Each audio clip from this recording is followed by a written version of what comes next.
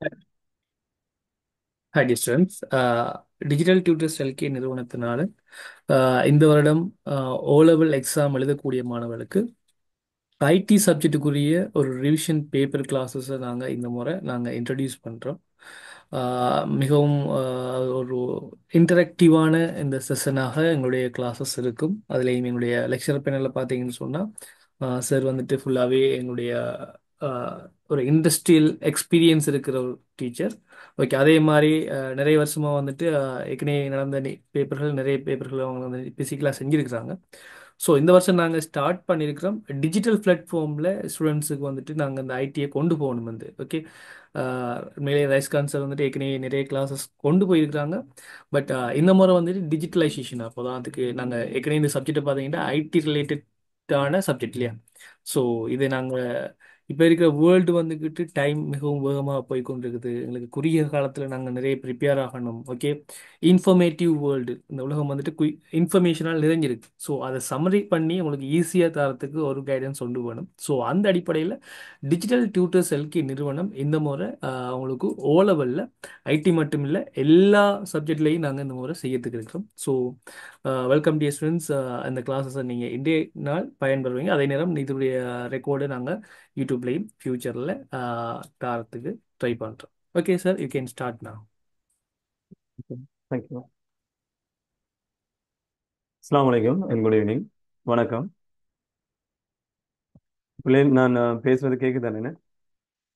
பிள்ளைகள் பேசுங்களா? Yes, clear sir. Right, okay. Right, இதுக்குள்ள இருக்கிற ஸ்டூடெண்ட்ஸ் வந்து நீங்க சொல்லுங்க. இப்ப நாம உங்களுக்கு வந்து இந்த சப்ஜெக்ட்ல தியரி வைசஸா கொண்டு போகணும். ஏன்னா இப்ப நமக்கு 1.5 hour டைம் இருக்கு. அந்த 1.5 hourல நான் கூடுதலா ஃபோக்கஸ் பண்ண போற சப்ஜெக்ட் வந்து என்னன்னா, நம்ம 2016 இருந்து 23 வரைக்கும் இருக்கிற அவ்வளோ பாஸ்ட் பேப்பர்ஸ்ல கொஸ்டின்ஸை வந்து ஒரு ரிவைஸ் பண்ணிட்டு போகலாம்னு சொல்லி தான் பாக்குறேன் நான். அப்படியே உங்களுக்கு அந்த கொஸ்டினை வந்து நம்ம நேரடியா பார்க்க விருப்பம்னு சொன்னா நம்ம நேரடியா அந்த கொஸ்டின்ஸ்குள்ள எல்லாத்தையும் போயிடும். அப்படி இல்லைன்னு சொன்னா நீங்க தியரியில ஒன்று ரெண்டு டவுட் இருக்கு, இல்லாட்டி தியரி வயசை ஏதாச்சும் கொஞ்சம் பார்க்கறதுக்குன்னு சொன்னா உங்களுக்கு அந்த தியரியை பார்த்து விட்டுட்டு நம்ம டைரக்டா அந்த கொஸ்டினுக்கு வந்து மூவ் ஆகலாம். இப்ப பிள்ளைங்க பேசுங்க. உங்களுக்கு என்ன மாதிரி செய்ய வேணும்னு சொல்லி இப்ப நீங்க ஏதாச்சும் சில தலைப்புகள் வந்து நீங்க இதுல ஏதாச்சும் உங்களுக்கு டவுட் இருக்கு, அது சம்பந்தமா உங்களுக்கு கேட்க இருக்குன்னு சொன்னா இங்க டேட்டாபேஸ் வைஸ் தான் நம்ம இதை பார்க்க போறோம் இல்லையா. இப்ப அதால கொஞ்சம் அதுக்கு ரிலேட்டடா இருக்கிற மாதிரி உங்களுக்கு தலைப்புகள் இருந்தா நீங்க பேசுங்க. அப்படி இருக்கும் இருந்தால் நம்ம அந்த தலைப்பு பேசிட்டு அதுக்கப்புறமா ஃபைனலாக பாஸ் பேப்பர்ஸுக்கு மூவ் ஆகலாம். அப்படி உங்களுக்கு சப்ஜெக்ட் வைஸாக டவுட் எதுவும் இல்லைன்னு சொன்னால் நேரடியாக வந்து நம்ம பாஸ் பேப்பர்ஸில் மூவ் ஆகிட்டு அதில் ஒவ்வொரு இயர் பை இயராக வந்து நம்ம என்ன செய்யணும்னா பார்க்கலாம். என்ன மாதிரி செஞ்சு கொள்ளணும்.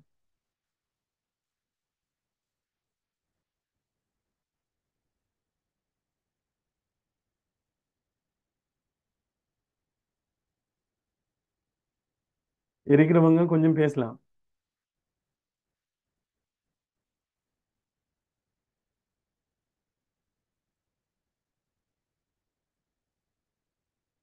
தார்மீகன்னு சொல்லுங்க. உங்களுக்கு என்ன மாதிரி செய்யணும் இப்போ?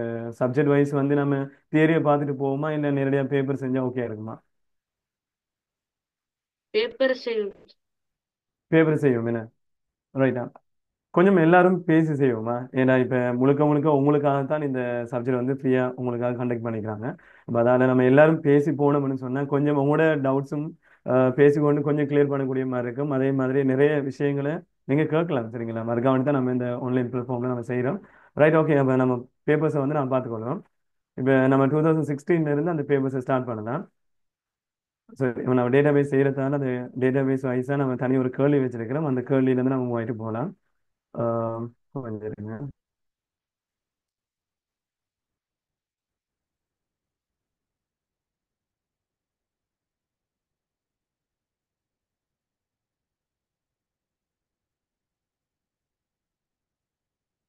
Right, okay. ஸ்டூடெண்ட்ஸ் உங்களுக்கு அந்த கொஷின்ஸ் வந்து கிளியரா விளங்குதா?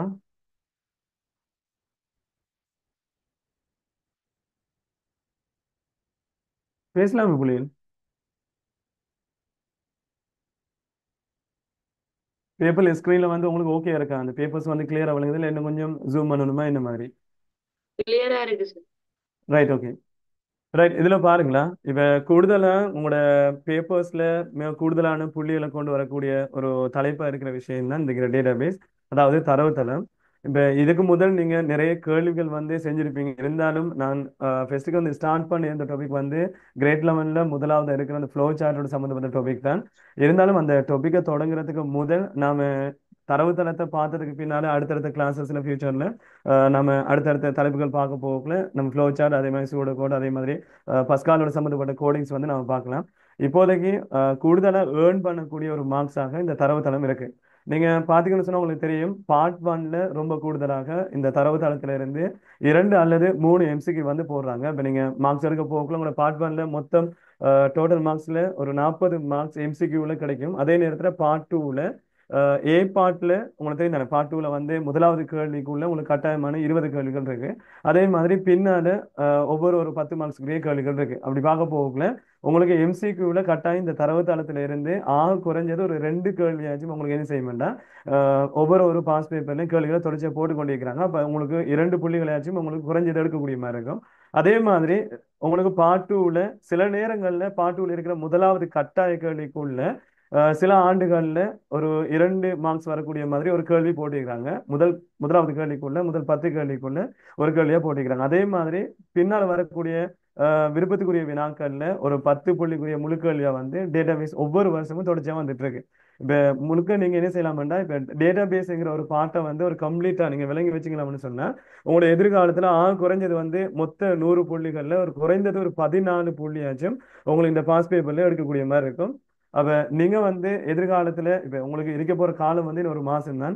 அந்த ஒரு மாசத்துக்குள்ள உங்களுக்கு கூடுதலா புள்ளி எடுக்கணுமாக இருந்தா நீங்க கொஞ்சம் கூடுதலா ஆஹ் இந்த இருக்கிற தரவுத்தளத்துல அதே மாதிரி இன்னும் நிறைய பாட்டு இருக்கு. அதாவது ஆஹ் தரவுத்தளம் அதே மாதிரி HTML அதே மாதிரி எக்ஸல் கேள்விகள் அதே மாதிரி ஃப்ளோ சார்ட் இருக்கு. அதே மாதிரி நிறைய கேள்விகள் ஒவ்வொரு ஒரு 10 பாக்ஸ் மிக்ஸ் பண்ணி உங்களுக்கு கேள்விகள் வருது. உங்களுக்கு விருப்பமா இருந்தால் நம்ம எதிர்காலத்துல அந்த ஒவ்வொரு ஒரு 10 மார்க்ஸ்க்கு வரக்கூடிய கேள்விகளை தலைப்பு மையம் வச்சு கொண்டு தான் உங்களுக்கு கிளாஸ்ல உங்களுக்கு எதிர்காலத்துல செஞ்சு கொடுப்போம். இப்போதைக்கு நாம 2016ல வந்திருக்கக்கூடிய தரவுத்தளத்தை மையப்படுத்தி இருக்கிற கேள்வியை வந்து நம்ம என்ன செய்யணும் கொஞ்சம் பார்த்துக்கொள்வோம். சரிங்களா? ரைட். இப்ப இதுல நீங்க பாருங்க, 2016ல உங்களுக்கு வந்த வினாவில் முதலாவது பார்ட் டூல 5வது கேள்வியாக உங்களுக்கு அதை போட்டிருக்கிறாங்க. இப்ப இதுல நம்ம கேள்வியை வாசிச்சுட்டு ஒவ்வொரு ஒரு கேள்விக்குரிய ஆன்சரை வந்து நம்ம கொஞ்சம் பார்த்துக்கொள்வோம். இப்ப இதுல நம்ம கேள்வியை பார்ப்போம். பாடசாலை ஒன்றின் பாண்ட் வாத்திய குழுவில் இசைக்கருவிகளின் தொகுதி ஒன்று உள்ளது. இசைக்கருவிகளை கொண்டிராத ஆனால் பாடசாலை பாண்ட் குழுவில் இருக்க விரும்பும் மாணவர்களுக்கு கருவிகள் இரவலாக வழங்கப்படுகின்றன. மாணவர்களுக்கு இசைக்கருவிகளை இரவலாக கொடுப்பதை முகாமிப்பதற்கு பாடசாலை பாண்ட் குழு தரவுத்தளம் ஒன்றை போடுகின்றது. அத்தரவுத்தளம் கீழே தரப்பட்டுள்ளவாறான அட்டவணைகளை கொண்டுள்ளது. இப்ப இதுல நீங்க கட்டாயம் புள்ளிகள் உங்களோட பார்ட் டூல நீங்க கேள்விகளை வாசிக்க போகல. பெரும்பாலும் நீங்க டேட்டாபேஸ் கேள்வியை தொடறீங்களாம்னு சொன்னா மேலே இருக்கிற பந்தியில உங்களுக்கு கட்டாயம் சில முக்கியமான விஷயங்களை போட்டிருப்பாங்க. இப்ப கீழே இருக்கக்கூடிய தரவுகள்ல இந்த டேட்டாபேஸ்ல இருக்கக்கூடிய ஒவ்வொரு தரவுகள்ல ஒவ்வொரு அட்டவணைகளும் எதை மையப்படுத்தி இருக்கு, என்னென்ன விஷயங்களை வந்து அதுல சொல்றாங்கிற விஷயங்களை கட்டாயம் மேலே இருக்கிற பந்திகளை வாசிங்க.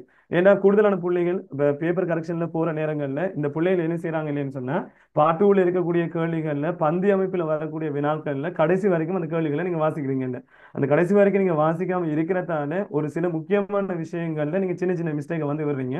அது ஒரு 1-2 புள்ளிகளை வந்து இழக்கிறதுக்கு வாய்ப்புகளும் இருக்கு. இப்போ மொத்த புள்ளிகள் பார்க்க போக்குல ஒரு 64 எடுக்கிற ஆட்கள் வந்து 65 மார்க்ஸை வந்து மிஸ் பண்றாங்க. அதே மாதிரி 74 73 எடுக்கிற ஆட்கள் வந்து அந்த ஏங்கிற மார்க்ஸை வந்து விட்டு கொஞ்சம் பின்னுக்கு ஆகி போறீங்க. ரொம்ப கூடுதலான பேப்பர் கரெக்ஷன் டைம்ல வந்து அந்த மார்க்ஸுகள் நீங்க விடுபடுறத வந்து கொஞ்சம் அவதரிக்கக்கூடிய மாதிரி இருக்கு. அதால நீங்க உங்களுக்கு வினாவுன்னு தரப்படுதுன்னு சொன்னா அந்த வினாவை வந்து கட்டாயம் முழுமையா வாசிங்க. இப்ப இந்த 2016ஆம் ஆண்டு வந்த வினாவில் பார்ட் டூல முதலாவது கட்டாய கேள்விக்குள்ள எந்த விதமான கேள்விகளும் அவங்க போடல. இதுல 2016ல பார்ட் டூல ஆப்ஷனா வரக்கூடிய கேள்விகள் தான் இந்த 5வது கேள்வி இந்த கேள்வியை போட்டிக்கிறாங்க. அப்ப நான் பார்ப்போம் இதுக்குள்ள இருக்கக்கூடிய அட்டவணைகள் மொத்தம் 3 வகையான அட்டவணைகள் இதுல போடப்பட்டிருக்கு. இதுல முதலாவது அட்டவணை இசைக்கருவி அட்டவணைன்னு சொல்லி போட்டிருக்கிறாங்க. அதே மாதிரி மாணவர் அட்டவணைன்னு நடுவில் ஒரு அட்டவணை இருக்கு. அதே மாதிரி ரைட் சைட்ல இரவலாக பெறக்கூடிய ஒரு அட்டவணை இருக்கு. இந்த அட்டவணைகள் இப்ப அதாவது இந்த 2016 வந்த இந்த வினாவில ஒவ்வொரு அட்டவணையும் எது மையப்படுத்தி இருக்கு என்கிற விஷயத்த வந்து கீழே குறிப்பு மூலமா காட்டல. ஆனா 2022 2023க்கு பின்னால வந்த ஒவ்வொரு ஒரு பாஸ் பேப்பர்ஸ்லயும் கட்டாயம் உங்களுக்கு ஒவ்வொரு அட்டவணையும் போட்டு அந்த அட்டவணை என்ன நோக்கத்துக்காக பயன்படுத்தப்பட்டிருக்குன்னு சொல்லி போட்டு கொஞ்சம் விளக்கமும் கீழே ஒரு குறிப்பு வடிவத்துல தந்திருப்பாங்க. இப்ப நீங்க பின்னால, அதாவது 2022க்கு பின்னால செய்யக்கூடிய பாஸ் பேப்பர்ஸ்ல அந்த குறிப்பு மூலமா இந்த அட்டவணைக்குள்ள போட்டு கொடுக்கிற தரவுகள் வந்து என்னென்ன விஷயங்களுக்காக பயன்படுத்தப்படுதுங்கிறது மேலதிக விளக்கத்தை வந்து கட்டாயம் உங்களுக்கு எடுத்துக்கொள்ளக்கூடிய மாதிரி இருக்கும். இருந்தாலும் இந்த 2016 பேப்பர்ல உங்களுக்கு தரப்படுகிற அட்டவணையை மையப்படுத்தி தான் நீங்க அதுக்குள்ளே இருக்கக்கூடிய விஷயங்களை என்ன பர்பஸுக்காக பயன்படுத்துறாங்கிறத வந்து நம்ம விளங்கிக் கொள்ளக்கூடிய மாதிரி இருக்கும். சரிங்களா? இப்ப இதுல நீங்க ஒரு அட்டவணையை பாத்தீங்கன்னா வழங்க, முதலாவது இருக்கிற இந்த இன்ஸ்ட்ருமெண்ட் டேபிள்னு சொல்லி போட்டிருக்கிறாங்க, அதாவது இசைக்கருவி அட்டவணை. இதுக்குள்ள சில இசைக்கருவிகளை வந்து அடையாளப்படுத்தியிருக்கிறாங்க. கூடுதலா வந்து உங்களுக்கு தெரியும் என்ன, அட்டவணைகள் சில தரவுகளை ஒரு ஒழுங்குமுறைப்படுத்தப்பட்ட வடிவில காட்டுறதுக்காக தான் பயன்படுத்துவோம். இந்த ஒழுங்குமுறைப்படுத்தப்பட்ட தரவுகளோட கூட்டம் தான் நம்ம தரவுத்தளம்னு சொல்லி நம்ம ஏற்கனவே படிச்சிருப்போம். இருந்தாலும் நம்ம பாஸ் பேப்பரை பேஸ் பண்ணி செய்யறதால நம்ம கொஞ்சம் தேரி பாட்டுல கொஞ்சம் விளைவு வந்திருக்கும். இருந்திருந்தா போல சில தேரி விஷயங்களை உங்களுக்கு டவுட்டா இருக்குன்னு சொன்னா நீங்க கேளுங்க, நான் பார்த்துக்கொள்ளும். சரிங்களா? ரைட். இதுல இருக்கக்கூடிய 3 அட்டவணையும் நீங்க கீழே கேள்வி செய்யறதுக்கு முதல் உங்களுக்கு தரப்பட்டிருக்கிற அட்டவணையில முதன்மை சாவிகளை வந்து நீங்க அடையாளப்படுத்திக்க முடியும்.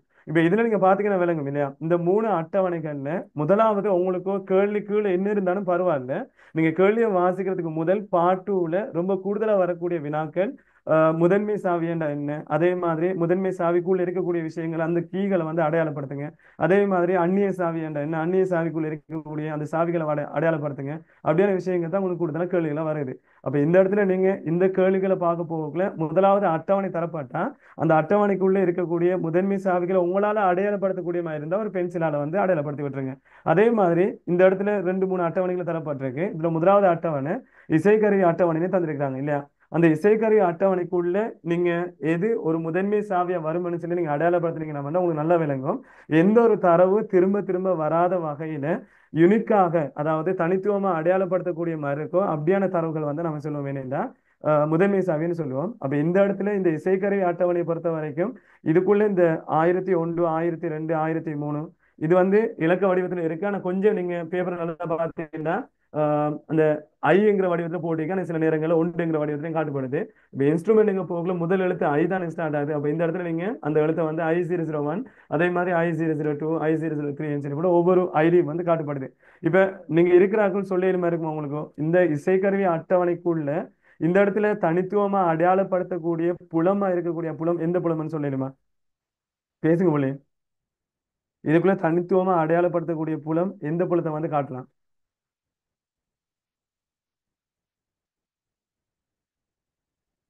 இந்த இசைக்கருவி அட்டவணையை பொறுத்த வரைக்கும் எந்த புலம் தனித்துவமான புலமா காட்டப்படுது?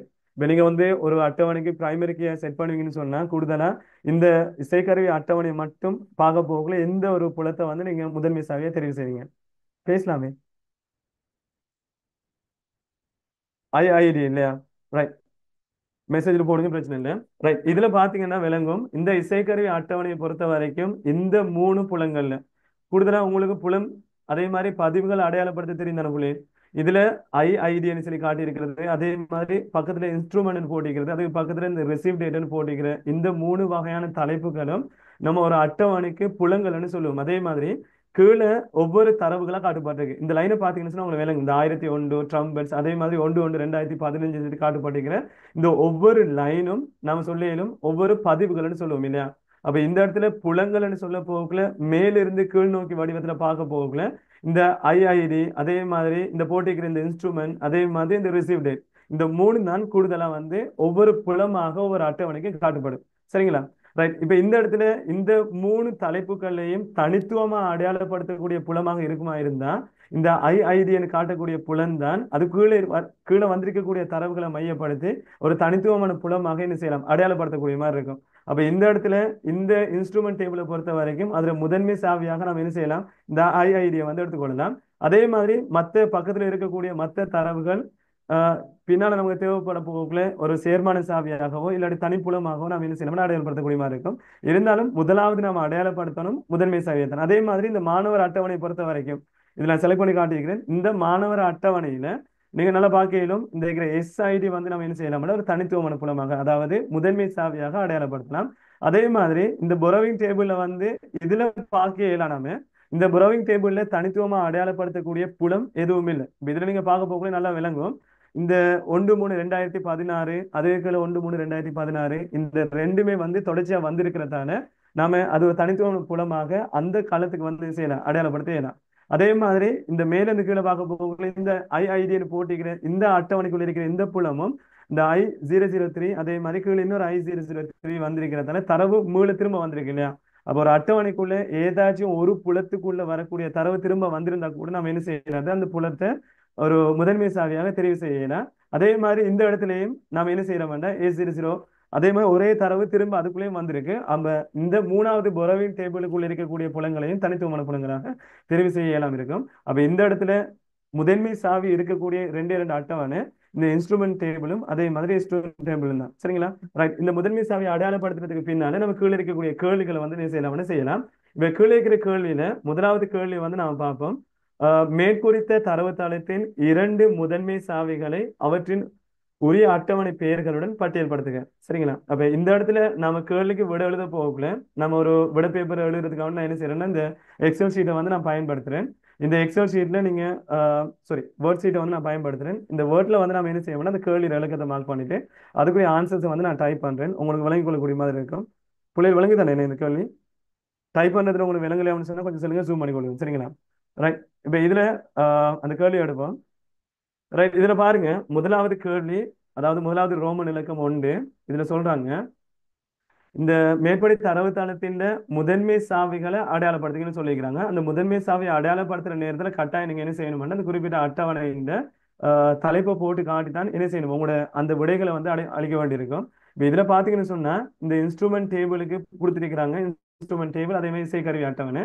ஸ்டூடெண்ட் டேபிளுக்கு தமிழ்லையும் கொடுப்பட்டிருக்கு, அதே நேரத்துல மாணவர் அட்டவணை தமிழ்லையும் காட்டுப்பட்டிருக்கு, இங்கிலீஷ்லையும் காட்டுப்பட்டிருக்கு. உங்களுக்கு விருப்பம்னு சொன்னா நீங்க விடை அளிக்கிற நேரத்துல தமிழ்ல இருக்கிற பேரையும் எழுதி கொள்ள இயலும், அதே நேரத்துல இங்கிலீஷ்ல இருக்கிற பேரையும் வந்து நீங்க என்ன செய்யலாம் பயன்படுத்தலாம். இப்ப நீங்க உங்களுக்கும் எது, அதாவது பேப்பர்ல தமிழ் மீடியம் தான் நீங்க வந்திருக்கிற கேள்விக்கு தமிழ் மூலமா தான் நீங்க டேட்டா பேஸை பொறுத்த வரைக்கும் விட அளிக்கணும்னு கட்டாயம் இல்லை. சரிங்களா? உங்களோட பேப்பர்ல மேல வந்து இன்ஸ்ட்ருமெண்ட் டேபிள்னு சொல்லி காட்டியிருந்தாங்கடா, அதாவது இங்கிலீஷ்ல ஒரு பிரயோகம் பயன்படுத்தி இருந்தாங்கன்னா விடை அளிக்கிற நேரத்துல உங்களுக்கு என்ன செய்யணும் விருப்பம் வேண்டாம் நீங்க இங்கிலீஷ்ல வந்து பயன்படுத்தலாம்.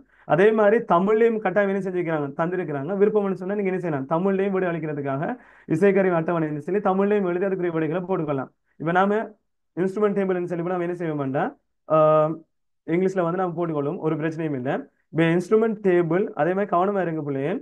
இப்போ இந்த இடத்துல சில நேரங்கள்ல, அதாவது 2022 2023க்கு பின்னால வரக்கூடிய கேள்விகள்ல இந்த அட்டவணைங்கிற அந்த சொல்ல வந்து பயன்படுத்துறது குறைச்சிருக்கிறாங்க. சரிங்களா? இந்த அட்டவணைங்கிற சொல்லுக்கு பதிலாக இப்ப நேரடியாக குறிப்பிட்ட அட்டவணையோட பேர் மட்டும்தான் 2022 23ல வந்திருக்கு.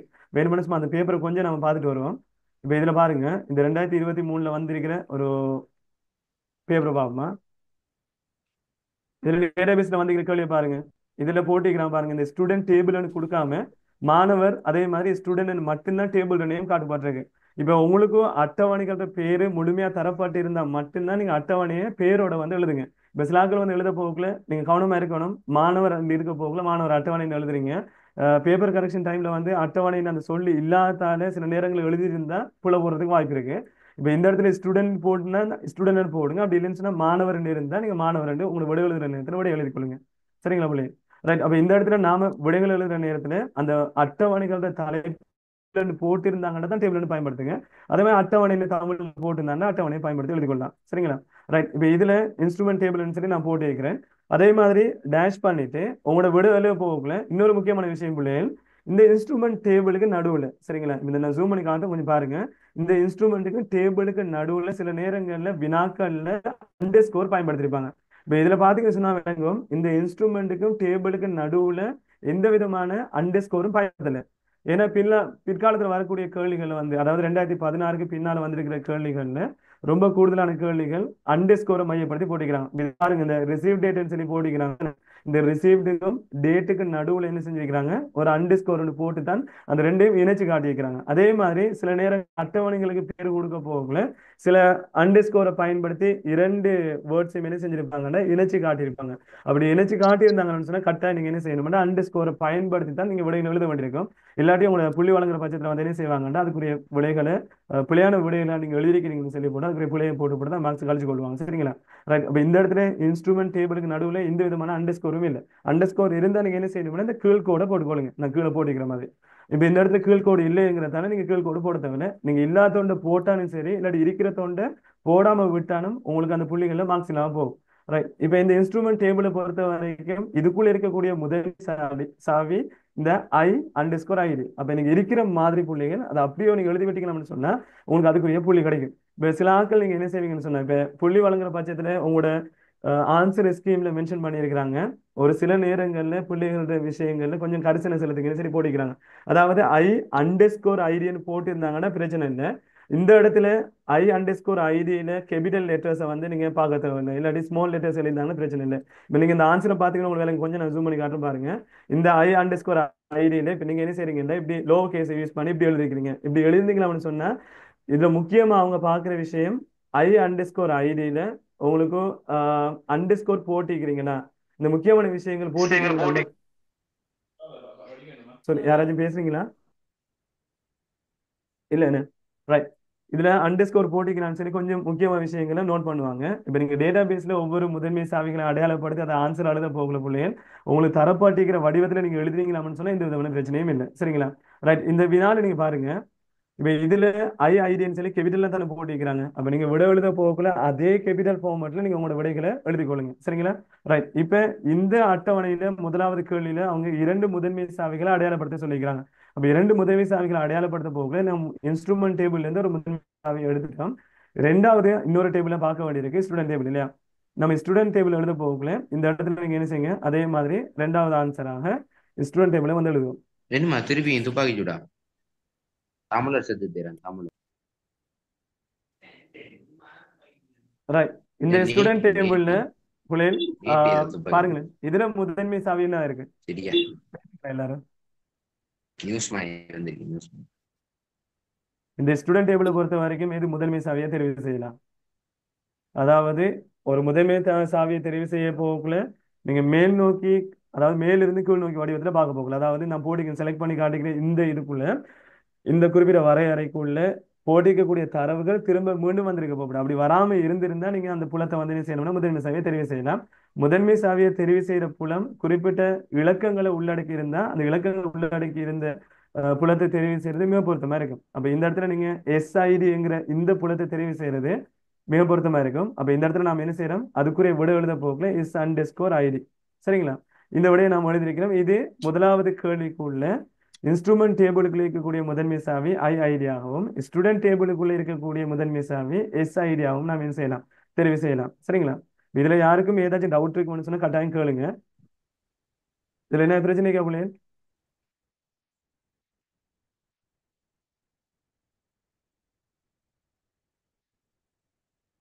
சரிங்களா? ரைட். இப்ப இதுல இரண்டாவது கேள்வியை பார்ப்போம். 2016 டிசம்பர் 2ஆம் தேதி பாடசாலை பான் குழுவுக்கு 2 புதிய மேளங்கள் அன்பளிப்பாக கிடைத்தன. இந்த கேள்வி தரப்போகுள்ள பிள்ளைகள் கட்டாயம் அந்த கேள்வியை மிக தெளிவாக முழுமையா வாசிங்க. இதுல போட்டிக்கிறாங்க 2016 டிசம்பர் 2ஆம் தேதி பாடசாலை பான் குழுவுக்கு 2 புதிய மேளங்கள் அன்பளிப்பாக கிடைத்தன. இப்ப இதுல இந்த தரவை அடிப்படையாக வச்சுக்கொண்டு கீழே கேட்கிறாங்க. முதலாவது கேள்வி, தரவு தளத்தில் இற்றைப்படுத்தப்பட வேண்டிய அட்டவணை அல்லது அட்டவணைகள் யாவை? அப்ப இந்த இடத்துல நீங்க கேள்வியை வாசிச்சதுக்கு பின்னால் இந்த குறிப்பிட்ட தரவு சம்பந்தமாக நீங்க இற்றைப்படுத்த வேண்டிய அட்டவணை பார்க்கறதுக்கு முதல் தரப்பட்டிருக்கிற தரவுகளை முதல் அடையாளம் காணுங்க. இப்ப இதுல வந்து 2016 டிசம்பர் 2ன்னு சொல்லி ஒரு தரவு தந்திருக்கிறாங்க. அதே நேரத்துல 2 புதிய மேளங்கள் அன்பளிப்பாக கிடைக்கப்பட்டிருக்கு. இந்த 2 விஷயத்தையும் உங்களுக்கு என்ன செஞ்சிருக்கிறாங்கன்னா ஒரு தரவா தரப்பட்டிருக்கு. இந்த 2 தரவை தான் நம்ம என்ன செய்ய வேண்டியிருக்குன்னா இந்த கீழே முதலாவது கேள்வியா கேட்கப்பட்ட வினாவுக்கு இப்படி எழுத வேண்டியிருக்கு. இப்ப இதுல பார்க்க போகும்போது இந்த தரவு தளத்தில் இற்றைப்படுத்தப்பட வேண்டிய அட்டவணை அல்லது அட்டவணைகள் யாது அல்லது யாவை எங்க போகணும் நம்ம என்ன செய்யணும், அந்த தரவுகளை கொண்டு போயிட்டு மேல இருக்கக்கூடிய அட்டவணைகள்ல எந்த அட்டவணைக்குள்ள அந்த தரவை போடலாம் என்கிறத வந்து நம்ம அடையாளப்படுத்தணும். இப்ப நீங்க பார்த்தாலே விளங்கும். இதுல முதலாவது அவங்க சொல்லிக்கிற விஷயம் 2 புதிய மேளங்கள் கிடைக்கப்பட்டிருக்கு. அப்ப 2 புதிய மேளங்களும் குறிப்பிட்ட திகதியில அவங்க என்ன செஞ்சிருக்காங்கன்னா கிடைச்சிருக்குன்னு சொல்லியிருக்கிறதால மேலே இருக்கிற அட்டவணைகள்ல இந்த இன்ஸ்ட்ருமெண்ட் டேபிள் தான் அந்த இசைக்கருவிகளை வந்து என்ன செய்யுது அடையாளப்படுத்தக்கூடிய ஒரு அட்டவணையா இருக்கு. இந்த அட்டவணைக்குள்ள நீங்க பாத்தீங்கன்னா வழங்கும் ஏற்கனவே வந்து என்ன செஞ்சிருக்கிறாங்கன்னா ஒரு ட்ரம்பெட் வாங்கியிருக்காங்க. அதே மாதிரி இன்னொரு டேட்ல இன்னொரு ட்ரம்பெட் வாங்கியிருக்காங்க. அப்ப இந்த வாங்கப்பட்ட குறிப்பிட்ட கொள்ளுணர்வு செய்தி சம்பந்தப்பட்ட விஷயங்களை நீங்க ஒரு அட்டவணைக்குள்ள காட்டணுமா இருந்தா கட்டாயம் நீங்க என்ன செய்யலாம், இந்த இன்ஸ்ட்ருமெண்ட் டேபிளுக்குள்ள வந்து காட்டலாம். இந்த ஸ்டூடெண்ட் டேபிளுக்குள்ளே ஸ்டூடெண்ட் தரவை தானே நம்ம காட்டக்கூடிய மாதிரி இருக்கு. அதே நேரத்தில் பொரோவிங் டேபிளுக்குள்ள என்னத்தை காட்டுறாங்க? இரவலாக பெறக்கூடிய அட்டவணை. அப்ப இந்த இடத்துல இன்ஸ்ட்ருமெண்ட் டேபிள் வந்து கூடுதலாக இசைக்கருவிகளை காட்டக்கூடிய அட்டவணையாகவும், மாணவர் தொடர்பான தகவலை காட்டுறது மாணவர் அட்டவணையாகவும், அதே நேரத்துல ஒரு ஆள் வந்து இரவல் எடுத்துட்டு போயிருந்தாங்கன்னு சொன்னா யாரு எந்த இன்ஸ்ட்ருமெண்ட்டை வந்து இரவல் எடுத்துட்டு போய்க்கிறாங்க காட்டக்கூடிய அட்டவணை இந்த மூணாவது அட்டவணைன்னு செய்தி காட்டப்பட்டிருக்கு. அப்ப இதுல ரெண்டாவது வினாவுல தரப்பட்டிருக்கிற வினால போட்டிக்கிற கேள்வி என்னன்னா, ஒரு புதிய மேளங்கள் 2 வாங்கியிருக்கிறாங்க. அந்த 2 மேளத்தையும் கொண்டு போயிட்டு நம்ம என்ன செய்யணும், எந்த அட்டவணைக்குள்ள அந்த தரவு உட்சேர்க்கலாம்னு சொல்லி பார்க்கணும். அப்ப இந்த இடத்துல நான் பார்க்க போகல, இந்த இசைக்கருவி அட்டவணைக்குள்ளதான் இந்த தரவை போட்டுக்கொள்ளக்கூடிய மாதிரி இருக்கு இல்லையா?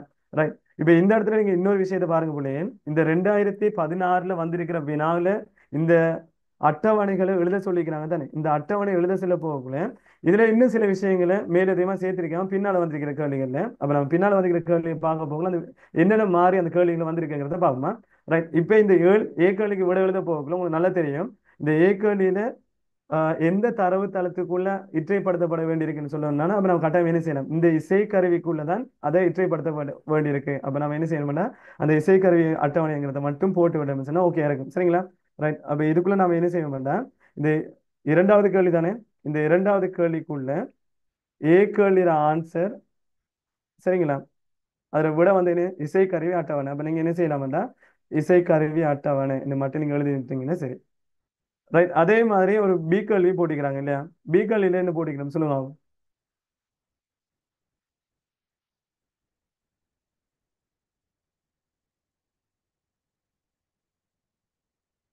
தரவுத்தளத்தில் அட்டவணை அல்லது அட்டவணைகளை நிச்சயப்படுத்திய நிறைகளை வந்து எழுதுகைன்னு சொல்லிக்கிறாங்க.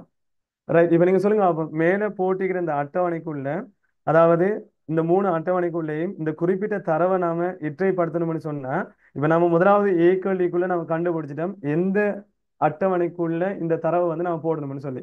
அப்ப இந்த பி கேள்வியில நம்ம பார்த்தே விளங்கும் எந்த அட்டவணைக்குள்ள போடணும்னு சொல்லி நம்ம எடுத்தது இன்ஸ்ட்ருமெண்ட் டேபிள். இந்த இன்ஸ்ட்ருமெண்ட் டேபிளுக்குள்ள தரவை வந்து என்ன செய்யட்டாம், எழுதின வடிவத்துல காட்டலாம். இப்ப இந்த 2016க்கு பின்னால வந்த கேள்விகள்ல விட எழுதுறதுக்கு ஒரு ஃபார்மட் வந்து வச்சிருக்காங்க இல்லையா? அந்த விட எழுதுற ஃபார்மட் எப்படி, அதாவது குறிப்பிட்ட ஒரு அட்டவணையிட பேரை போட்டுட்டு அந்த அட்டவணைக்கு பின்னால ஒரு அம்புக்குறியை போட சொல்லிக்கிறாங்க. இப்ப நான் போட்டிக்கிற மாதிரி அந்த அட்டவணைக்குரிய அம்புக்குறியை போட்டதுக்கு பின்னால நீங்க என்ன செய்யணும்னா, அந்த குறிப்பிட்ட அட்டவணைக்கு என்ன செய்யணும், உள்ளுக்கு சேர்க்கப்பட வேண்டிய தரவுகளை ஒரு இரட்டை அடைப்புக்கூடிய வடிவத்துல வந்து போட்டு காட்டுங்கன்னு சொல்லிக்கிறாங்க. ஆனா இது 2016க்கு வந்த அந்த கேள்விகள்லாம் அந்த விட எழுதுற மெத்தட்ல இந்த மெத்தட்ல வந்து எழுதுங்கன்னு சொல்லி சொல்லப்படலை. ஆனா 2022 23 அதுக்கு பின்னால இப்ப நீங்க இனி எழுத போற கேள்விகளுக்கு விட எழுத போனீங்கன்னு சொன்னா அந்த கேள்விக்கு விட எழுதக்கூடிய வடிவம் இந்த வடிவத்துல பிள்ளைகள் இருக்கும்.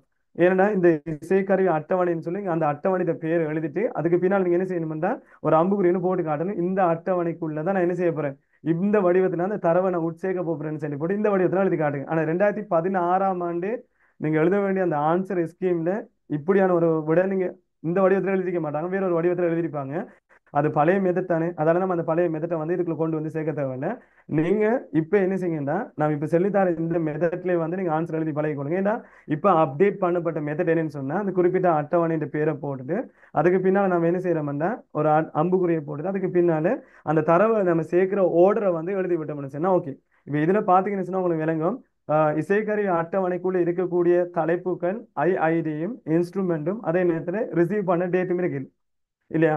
அந்த 3 டேட்டையும் நீங்க ஓர்டரை போட்டு வைங்கன்னு சொன்னா சரி, அந்த 3 தரவையும் இதுல இருந்து நம்ம எடுத்துக்கொள்ளக்கூடிய மாதிரி இருக்கும். இப்ப நீங்க பாருங்க, இந்த டிசம்பர் 2 2016 ஒரு தரவு தந்திருக்கிறாங்க. அதே மாதிரி 2 புதிய மேளங்கள் வந்து அந்த குறிப்பிட்ட அட்டவணைக்குள்ள தரவா உங்களுக்கு கிடைச்சிருக்கு இல்லையா? அப்ப நீங்க இந்த இடத்துல இந்த குறிப்பிட்ட அட்டவணைக்கு தரவுகளை பதிய போகல பிள்ளைகள், நீங்க ஒரே தரவை 2 தரம் போடுவீங்களா இல்ல எப்படி இதுக்குரிய விடைகளை நீங்க எழுதி கொள்வீங்க? நீங்க ஏற்கனவே பாஸ் பேப்பர் செஞ்சாங்க இருப்பீங்க, இதுல ஆன்சர் நீங்க எப்படி எழுதிருப்பீங்கிறது கொஞ்சம் பேசுங்க ஆகும். இப்ப இதுல வந்து என்ன செஞ்சிருக்கிறாங்க, மேல் ஒரு அட்டவணைன்னு ஒரு சாம்பிள் தந்திருக்கிறாங்க. இந்த அட்டவணை மாதிரித்தான் இந்த குறிப்பிட்ட தரவு தளத்துல அந்த அட்டவணைக்குள்ள சேருங்கன்னு சொல்லியிருக்கிறாங்க. இப்ப நீங்க அட்டவணைக்குள்ள தரவு சேர்க்க போகல, இந்த பிராக்கெட்டுக்குள்ள நீங்க தரவை சேர்த்தா மட்டும் போதும். அப்படி இருக்க போகல நீங்க புதுசா வந்து 2 புதிய மேளங்களை வந்து அந்த குறிப்பிட்ட அட்டவணைக்குள்ள சேர்க்க போறீங்கன்னா முதலாவது தரவு உங்களுக்கு தேவை இந்த ஐஐடி. சரிங்களா? இப்ப இந்த இடத்துல ஐஐடிக்கு அதாவது இப்ப ஏற்கனவே 1 2 3ன்னு சொல்லி 3 பதிவுகள் ஏற்கனவே ஒரு அட்டவணைக்குள்ள பதியப்பட்டிருக்கு. இப்ப நீங்க 2 புதிய மேளங்களை சேர்க்க போகல அந்த குறிப்பிட்ட நிறையில புதுசா நீங்க தரவை சேர்த்துக்கலாம்னு சொன்னா அந்த புதிய ட்ரம்பட்டுக்குரிய புதிய ட்ரம்ஸுக்குரிய ஐடி நீங்க என்ன எடுப்பீங்க? பேசலாமே எல்லாரும். ஆல்ரெடி 1 2 3ன்னு சொல்லி தரவு போட்டிக்கிறாங்க. நீங்க புதுசா ஒரு ஐடியா கொடுக்க போறீங்கன்னு சொன்னா இந்த 2 தரவுகளையும் நீங்க எப்படி காட்டுவீங்கன்னு கேட்கிறேன் நான். பேசுங்க.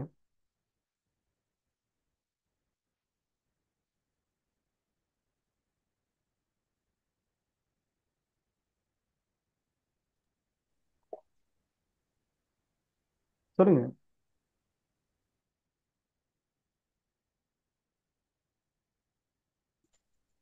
சரி, பாப்போம் என்ன.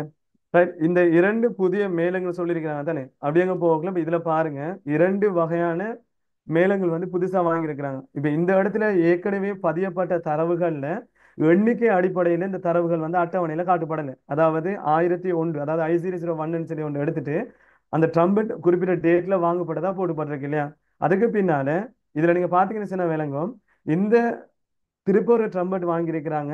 அது இன்னொரு டேட்ல இன்னொரு ஐடியா தான் காட்டியிருக்கிறாங்க. அப்ப நீங்க விட எழுத போகல பிள்ளைகள், நீங்க என்ன செய்யணும்டா, இப்ப ஏற்கனவே I003 வரைக்கும் தான் உங்களுக்கு டேட்டா காட்டுப்பட்டிருக்கு இல்லையா. நீங்க புதுசா வந்து ஒரு தரவு சேர்க்க போறீங்கன்னு சொன்னா I004ங்கிற புதிய ஐடியா தான் நீங்க என்ன செய்யணும், ஒரு அட்டவணைக்குள்ள நீங்க கொடுக்க வேண்டியிருக்கும். ஏனண்டா இந்த ஐஐடிங்கிறது வந்து ஒரு முதன்மை சாவியா தெரிவு செய்யப்பட்டிருக்கிறதால நீங்க ஏற்கனவே கொடுத்திருக்கிற தரவை திரும்ப கொடுக்கல. அப்ப நீங்க ஒரு ஆர்டருக்காக நீங்க என்ன செய்யணும்னா புதிய தரவு ஒன்றை நீங்க அப்ளை பண்ண வேண்டியிருக்கும். அப்ப I001 அதே மாதிரி I002 அதே மாதிரி I003 சொல்லி ஆல்ரெடி 3 தரவுகள் தொடர்ச்சியா கொடுக்கப்பட்டிருக்கு. அப்ப நீங்க புதுசா வந்து இந்த 2 வாங்கின விஷயங்களை நீங்க அதுல காட்டணுமா இருந்தா I004ங்கிறத வந்து நீங்க என்ன செய்யணும், புதிதாக இதுல காட்டுங்க. அதுக்கு பின்னால நீங்க புதுசா கொள்ளணும் செஞ்ச அந்த குறிப்பிட்ட வாத்திய கருவியோட பேரு ட்ரம்ஸ் இல்லையா. அப்ப அந்த ட்ரம்ஸ்ங்கிற அந்த பேரை போட்டுட்டு அதுக்கு பின்னால 3வது தரவா அதுக்குள்ள காட்டுப்பட்டிருக்குன்னு ரிசீவ் பண்ண டேட் ஆல்ரெடி உங்களோட கொஸ்டின்ல வந்து தெளிவா காட்டுப்பட்டிருக்கு, 2016 டிசம்பர் 2 இல்லையா. அப்ப இந்த இடத்துல அவங்க தந்த அதே வடிவத்துல 2016 டிசம்பர் 2ன்னு சொல்லி எழுதக்கூட. நீங்க மேல பாத்தீங்கன்னா விளங்கும், உங்களோட அட்டவணைக்குள்ள தரவு உட்சேர்க்கப்பட்டிருக்கிற வடிவம் அதோட ஃபார்மட் வந்து வித்தியாசம் இருக்கு. அதாவது முன்னுக்கு டேட் போட்டிக்கிறாங்க, அதுக்கு பின்னால மாசம் இருக்கு, அதுக்கு பின்னால வருஷம் இருக்கு இல்லையா. அப்ப அவங்க தரப்பட்டிருக்கிற அதே வடிவத்துல ஸ்லைஸ் போட்ட மாதிரி நீங்க என்ன செய்யணும், அதே ஸ்லைஸ் வடிவத்துல நீங்க போட்டு தான் என்ன செய்ய வேண்டியிருக்கும்டா, எழுத வேண்டியிருக்கும். அப்ப நாம என்ன செய்யணும்னா அதே வடிவத்துல அந்த குறிப்பிட்ட டேட்டை வந்து நம்ம எழுதுவோம். அதாவது 2016 டிசம்பர் 2. அப்ப நம்ம எழுதுவோம் 2/12 அதே நேரத்துல 2016 இல்லையா, 2016. இப்ப இதுல பாத்தீங்கன்னு விளங்கும், இந்த இசைக்கருவிக்குள்ள குறிப்பிட்ட தரவை வந்து நம்ம என்ன செஞ்சிருக்கிறோம்னா பதிஞ்சிருக்கோம். அந்த இசைக்கருவி அட்டவணைக்குள்ள பதியப்பட்டிருக்கிற தரவு புள்ளிகள் நல்லா பாத்தீங்கன்னா விளங்கும். இந்த I004ங்கிறது ஒரே ஒரு ட்ரம்மை தான் நீங்க பதிவு செஞ்சுக்கிறீங்க சரிங்களா. இப்ப இந்த இடத்துல அவங்க சொல்லியிருக்கிறாங்க வினாவுல 2 புதிய மேலங்கள் நீங்க கொள்ளணும் செய்ததான் அந்த குறிப்பிட்ட பதிவுல காட்டுப்பட்டிருக்கு. ஆனா நீங்க பதிஞ்சிருக்கிறீங்க போல ஒரே ஒரு ட்ரம்மை மட்டும்தான் நீங்க இதுக்குள்ள பதிஞ்சிருக்கிறீங்க இல்லையா. அப்ப நீங்க 2 மேலங்கள் நீங்க வாங்கினீங்க அப்படின்னு சொன்னா கட்டாயம் நீங்க என்ன செய்யணும் தெரியுமா, அந்த இடத்துல இன்னொரு பதிவை வந்து நீங்க காட்டணும், அதே மாதிரி ஒரு பதிவு. அப்ப இந்த இடத்துல நீங்க இசைக்கருவி அட்டவணையை திரும்ப நீங்க ஒரு தரம் காப்பி பண்ணிட்டு அதே இடத்துல நீங்க திரும்ப போட்டு விட்டுருங்க. இதுல பார்த்த விளங்கும், அதே பதிவு தான் திரும்ப வந்திருக்கும். இருந்தாலும் அந்த ஐடியா மட்டும் நாம என்ன செய்ய மாட்டோம், மாத்தி காட்டுறோம். அதாவது I005 ட்ராம்ஸ் அதே மாதிரி 2/12/2016. அப்ப இந்த இடத்துல நீங்க பார்க்க போகல இசைக்கருவி அட்டவணைக்குள்ள நம்ம 2 தரவுகளை பதியப்பட்டிருக்கோம். ஆனா அந்த 2 தரவுகளும் வெவ்வேறு முதன்மை சாவிகளை அடையாளப்படுத்தியிருக்கு. இதுல பாத்தீங்கன்னா விளங்கும், I004ங்கிறது ஒரு ட்ரம்மையும் I005ங்கிறது 2வது ட்ரம்மையும் என்ன செய்யும், காட்டுப்படும் சரிங்களா. இப்ப இந்த இடத்துல 2016 நீங்க செக் பண்ணீங்கன்னு சொன்னா இதே டேபிள் மெத்தட்ல வந்து அவங்க அட்டவணை போட்டிக்க மாட்டாங்க. ரெண்டாவது பழைய மெத்தட் சரிங்களா. இப்ப நம்ம புதிய மெத்தட்ல தான் நம்ம அட்டவணையை அடிக்க வேண்டியிருக்கும். இப்ப நம்ம அட்டவணை போடுற மெத்தட் குறிப்பிட்ட அட்டவணையோட பேரு ஒரு அம்புக்குறி, நீங்க அதுக்குள்ள பதிய வேண்டிய அந்த புலத்துல பதிவுகளை வந்து நீங்க ஓர்டரா காட்டுவீங்க சரி. அந்த பதிவுகளோட ஓர்டர் வந்து கவனமா இருக்கணும். இந்த உங்களோட அட்டவணைக்குள்ள எப்படி அந்த பதிவுகளோட ஓர்டர் காட்டுப்பட்டிருக்கோ அதே ஓர்டர்ல வந்து உங்களோட பதிவுகளையும் காட்டிக்கொள்ளுங்க சரிங்களா. ரைட். இப்ப அடுத்தது 3வது கேள்வி பார்ப்போம். இந்த 3வது கேள்வியில பாருங்க, 2016 டிசம்பர் 8 சயந்தன் பான் குழுவில் இணைந்து அதே நாளில் ஒரு எக்காலத்தை இரவலாக பெற்றான். அப்ப இந்த இடத்துல ஒரு குறிப்பிட்ட நபர் என்ன செய்யறாங்கன்னா குறிப்பிட்ட டேட்ல ஒரு எக்காலத்தை அதாவது ட்ரம்பெட் ஒன்று இரவலா பெற்றிருக்கிறாங்க. அப்ப இது சம்பந்தமா கீழே 2 கேள்வி போட்டிருக்கிறாங்க. அதுல 1வது கேள்வி, எந்த அட்டவணைக்குள்ள இந்த பதிவை வந்து நீங்க அடையாளப்படுத்துவீங்க, அந்த அட்டவணையோட பேர் எழுதுங்க. 2வது, அந்த அட்டவணைக்குள்ள எப்படி நீங்க அந்த பதிவை காட்டுவீங்க, அந்த அட்டவணையை நீங்க எழுதி காட்டுங்கன்னு சொல்லிக்கிறாங்க. இப்ப நம்ம இதுல முதலாவது பார்ப்போம். இந்த குறிப்பிட்ட தரப்பட்ட தரவு இருக்கு தானே, அந்த தரவுல அந்த தரவை மையப்படுத்தி எந்த அட்டவணைக்குள்ள வரும்ங்கிற அந்த அட்டவணையின் பேர்களை வந்து நம்ம அடையாளப்படுத்தி எடுப்போம் சரிங்களா. இப்ப நீங்க திரும்ப வாசிங்க, இந்த 2016 டிசம்பர் 8 சயந்தன் பான் குழுவில் இணைந்து அதே நாளில் ஓர் எக்காலத்தை இரவலாக பெற்றார். இப்ப நீங்க முதலாவது பார்க்கணும் பிள்ளைகள், தரப்பட்ட தரவுல 2016 டிசம்பர் 8 ஒன்று தந்திருக்கிறாங்க. அதே மாதிரி சயந்தன் சொல்லப்பட்ட ஒரு புதிய ஒரு பேர் ஒன்று தந்திருக்கிறாங்க. அதே மாதிரி மூணாவதா ஒரு ட்ரம்பட், அதாவது ஒரு எக்காலத்தை அவங்க பயன்படுத்திக்கிறாங்கன்னு சொல்லி சொல்லியிருக்கிறாங்க. இப்ப இந்த இடத்துல இந்த குறிப்பிட்ட அட்டவணையில கேள்வியில 3 தரவுகள் உங்களுக்கு கிடைச்சிருக்கு. ஒரு டேட் உண்டு, சயந்தன்ங்கிற ஒரு பேர் உண்டு, அதே மாதிரி ஒரு ட்ரம்பட்ங்கிற ஒரு மியூசிக் இன்ஸ்ட்ருமெண்ட் வந்து 3 பேரை தந்திருக்கிறாங்க. இந்த 3 பதிவையும் வச்சு பார்க்க போகல, 3 தரவையும் வச்சு பார்க்க போகல, உங்களுக்கு இந்த தரவை கொண்டு போயிட்டு எந்த வகையான அட்டவணைக்குள்ள போடலாம் பேசலாமே. அதாவது இந்த மூணாவது கேள்வி விடயமாக எந்தெந்த அட்டவணைக்குள்ள அந்த குறிப்பிட்ட பதிவுகளை இற்றைப்படுத்தப்பட வேண்டியிருக்கும், பேசுங்க. இந்த ட்ரம்பெட்ங்கிறது ஆல்ரெடி அவங்க ஏற்கனவே என்ன செஞ்சுக்கிறாங்கன்னா அட்டவணைக்குள்ள காட்டியிருக்கிறாங்க இல்லையா? அப்படி அட்டவணைக்குள்ள காட்டுப்பட்டிருக்கிறதால சொல்லுங்க. ஸ்டூடெண்ட் டேபிளும் borrowing டேபிள். ஸ்டூடெண்ட் டேபிளும் borrowing டேபிளுக்குள்ள வரும் இல்லையா? இதுக்குள்ள இன்ஸ்ட்ருமெண்ட் டேபிளுக்குள்ள இந்த புதிய ஒரு எக்காலம்னு சொல்லி, இப்ப எக்காலம்னு சொல்லி தந்திருக்கிறான் தானே, அதை கொண்டு போயிட்டு ஒரு புது எக்காலம்னு சொல்லி அதுக்குள்ள காட்டணுமா? இல்ல இல்ல தேவையில்லைண்ணே. ரைட். அப்படி நீங்க புதுசா ஒண்ணு பதியணும்னு சொன்னா கட்டாயம் என்ன செஞ்சிருப்பாங்க, அந்த இடத்துல ஒரு புதிய எக்காலம் ஒன்றை கொள்வனவு செய்து அதுக்கு பின்னால அதை இற்றைப்படுத்தி இரவலுக்கு வாங்கியிருக்கேன்னு சொல்லி சொல்லியிருப்பாங்க இல்லையா? அப்ப புதியங்கிற ஒரு வார்த்தை வந்தா மட்டும்தான் சில அட்டவணைக்குள்ள புதிதாக பதிவுகளை சேர்க்க வேண்டியிருக்கும். அப்ப இந்த இடத்துல நம்ம என்ன செய்ய தேவையில்லை, புதிய பதிவுங்கிறதால புதிய பதிவுங்கிற வேர்டை காட்டுப்படாதால நம்ம என்ன செய்ய தேவையில்லைன்னு சொன்னா இன்ஸ்ட்ருமெண்ட்டுக்குள்ள ஒரு ஒரு புதிய ஒரு இசைக்கருவியாக நம்ம அடையாளப்படுத்த தேவையில்லை. அந்த புள்ள சொன்ன மாதிரி ஒரு ஸ்டூடெண்ட் டேபிளுக்குள்ளேயும் borrowing டேபிளுக்குள்ளேயும் அந்த குறிப்பிட்ட தரவை பதிஞ்சோம்னு சொன்னா சரி. அப்ப இதுல இந்த மூணாவது கேள்விக்கு நம்ம கேள்வி விடை எழுதலாம் மாணவர் அட்டவணை, அதே நேரத்துல இரவலாக பெரும் அட்டவணை. நீங்க விரும்பினா தமிழ் எழுதலாம், அப்படி இல்லைன்னு சொன்னா என்ன செய்யலாம், இங்கிலீஷ்ல வந்து அந்த விடையை நீங்க எழுதி கொள்ளலாம். நான் கொஞ்சம் இதை எனக்கு டைப் பண்ணது கொஞ்சம் கஷ்டமா இருக்குங்கிறதால நான் என்ன செய்யறேன்னா இங்கிலீஷ்ல வந்து நான் டைப் பண்ணி கொள்றேன். உங்களுக்கு அது இஷ்யூவா இருக்கும்னு சொன்னா கொஞ்சம் சொல்லுங்களேன். ரைட். இப்ப இதுல பாருங்க, இப்ப கேள்வியை விட ஒன்று மாணவர் அட்டவணை, அதே நேரத்துல இரண்டாவது தரவு அதுல போட்டிக்கிறாங்க என்ன, இரவலாக பெரும் அட்டவணை.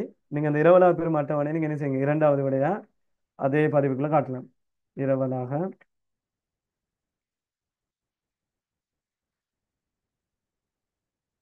பெரும் அட்டவணை. ரைட். இப்ப இதுக்குள்ளே வரக்கூடிய பதிவுகளை இரண்டாவது வினாம கேட்டிருக்காங்க இல்லையா? அப்ப நம்ம முதலாவது நாம என்ன செய்யணும், மாணவர் அட்டவணைக்குள்ள தரவை காட்ட வேண்டியிருக்கு. மாணவர் அட்டவணைக்குள்ள எப்படி தரவை காட்டுங்கிறது சொல்லலுமா? ரைட். நான் அந்த பிரக்கெட்டை போட்டு எடுத்துட்டேன், நீங்க பதிவை சொன்னீங்கன்னா சரி, பேசுங்க. மாணவர் அட்டவணைக்குள்ள அந்த குறிப்பிட்ட பதிவு எப்படி வரும்,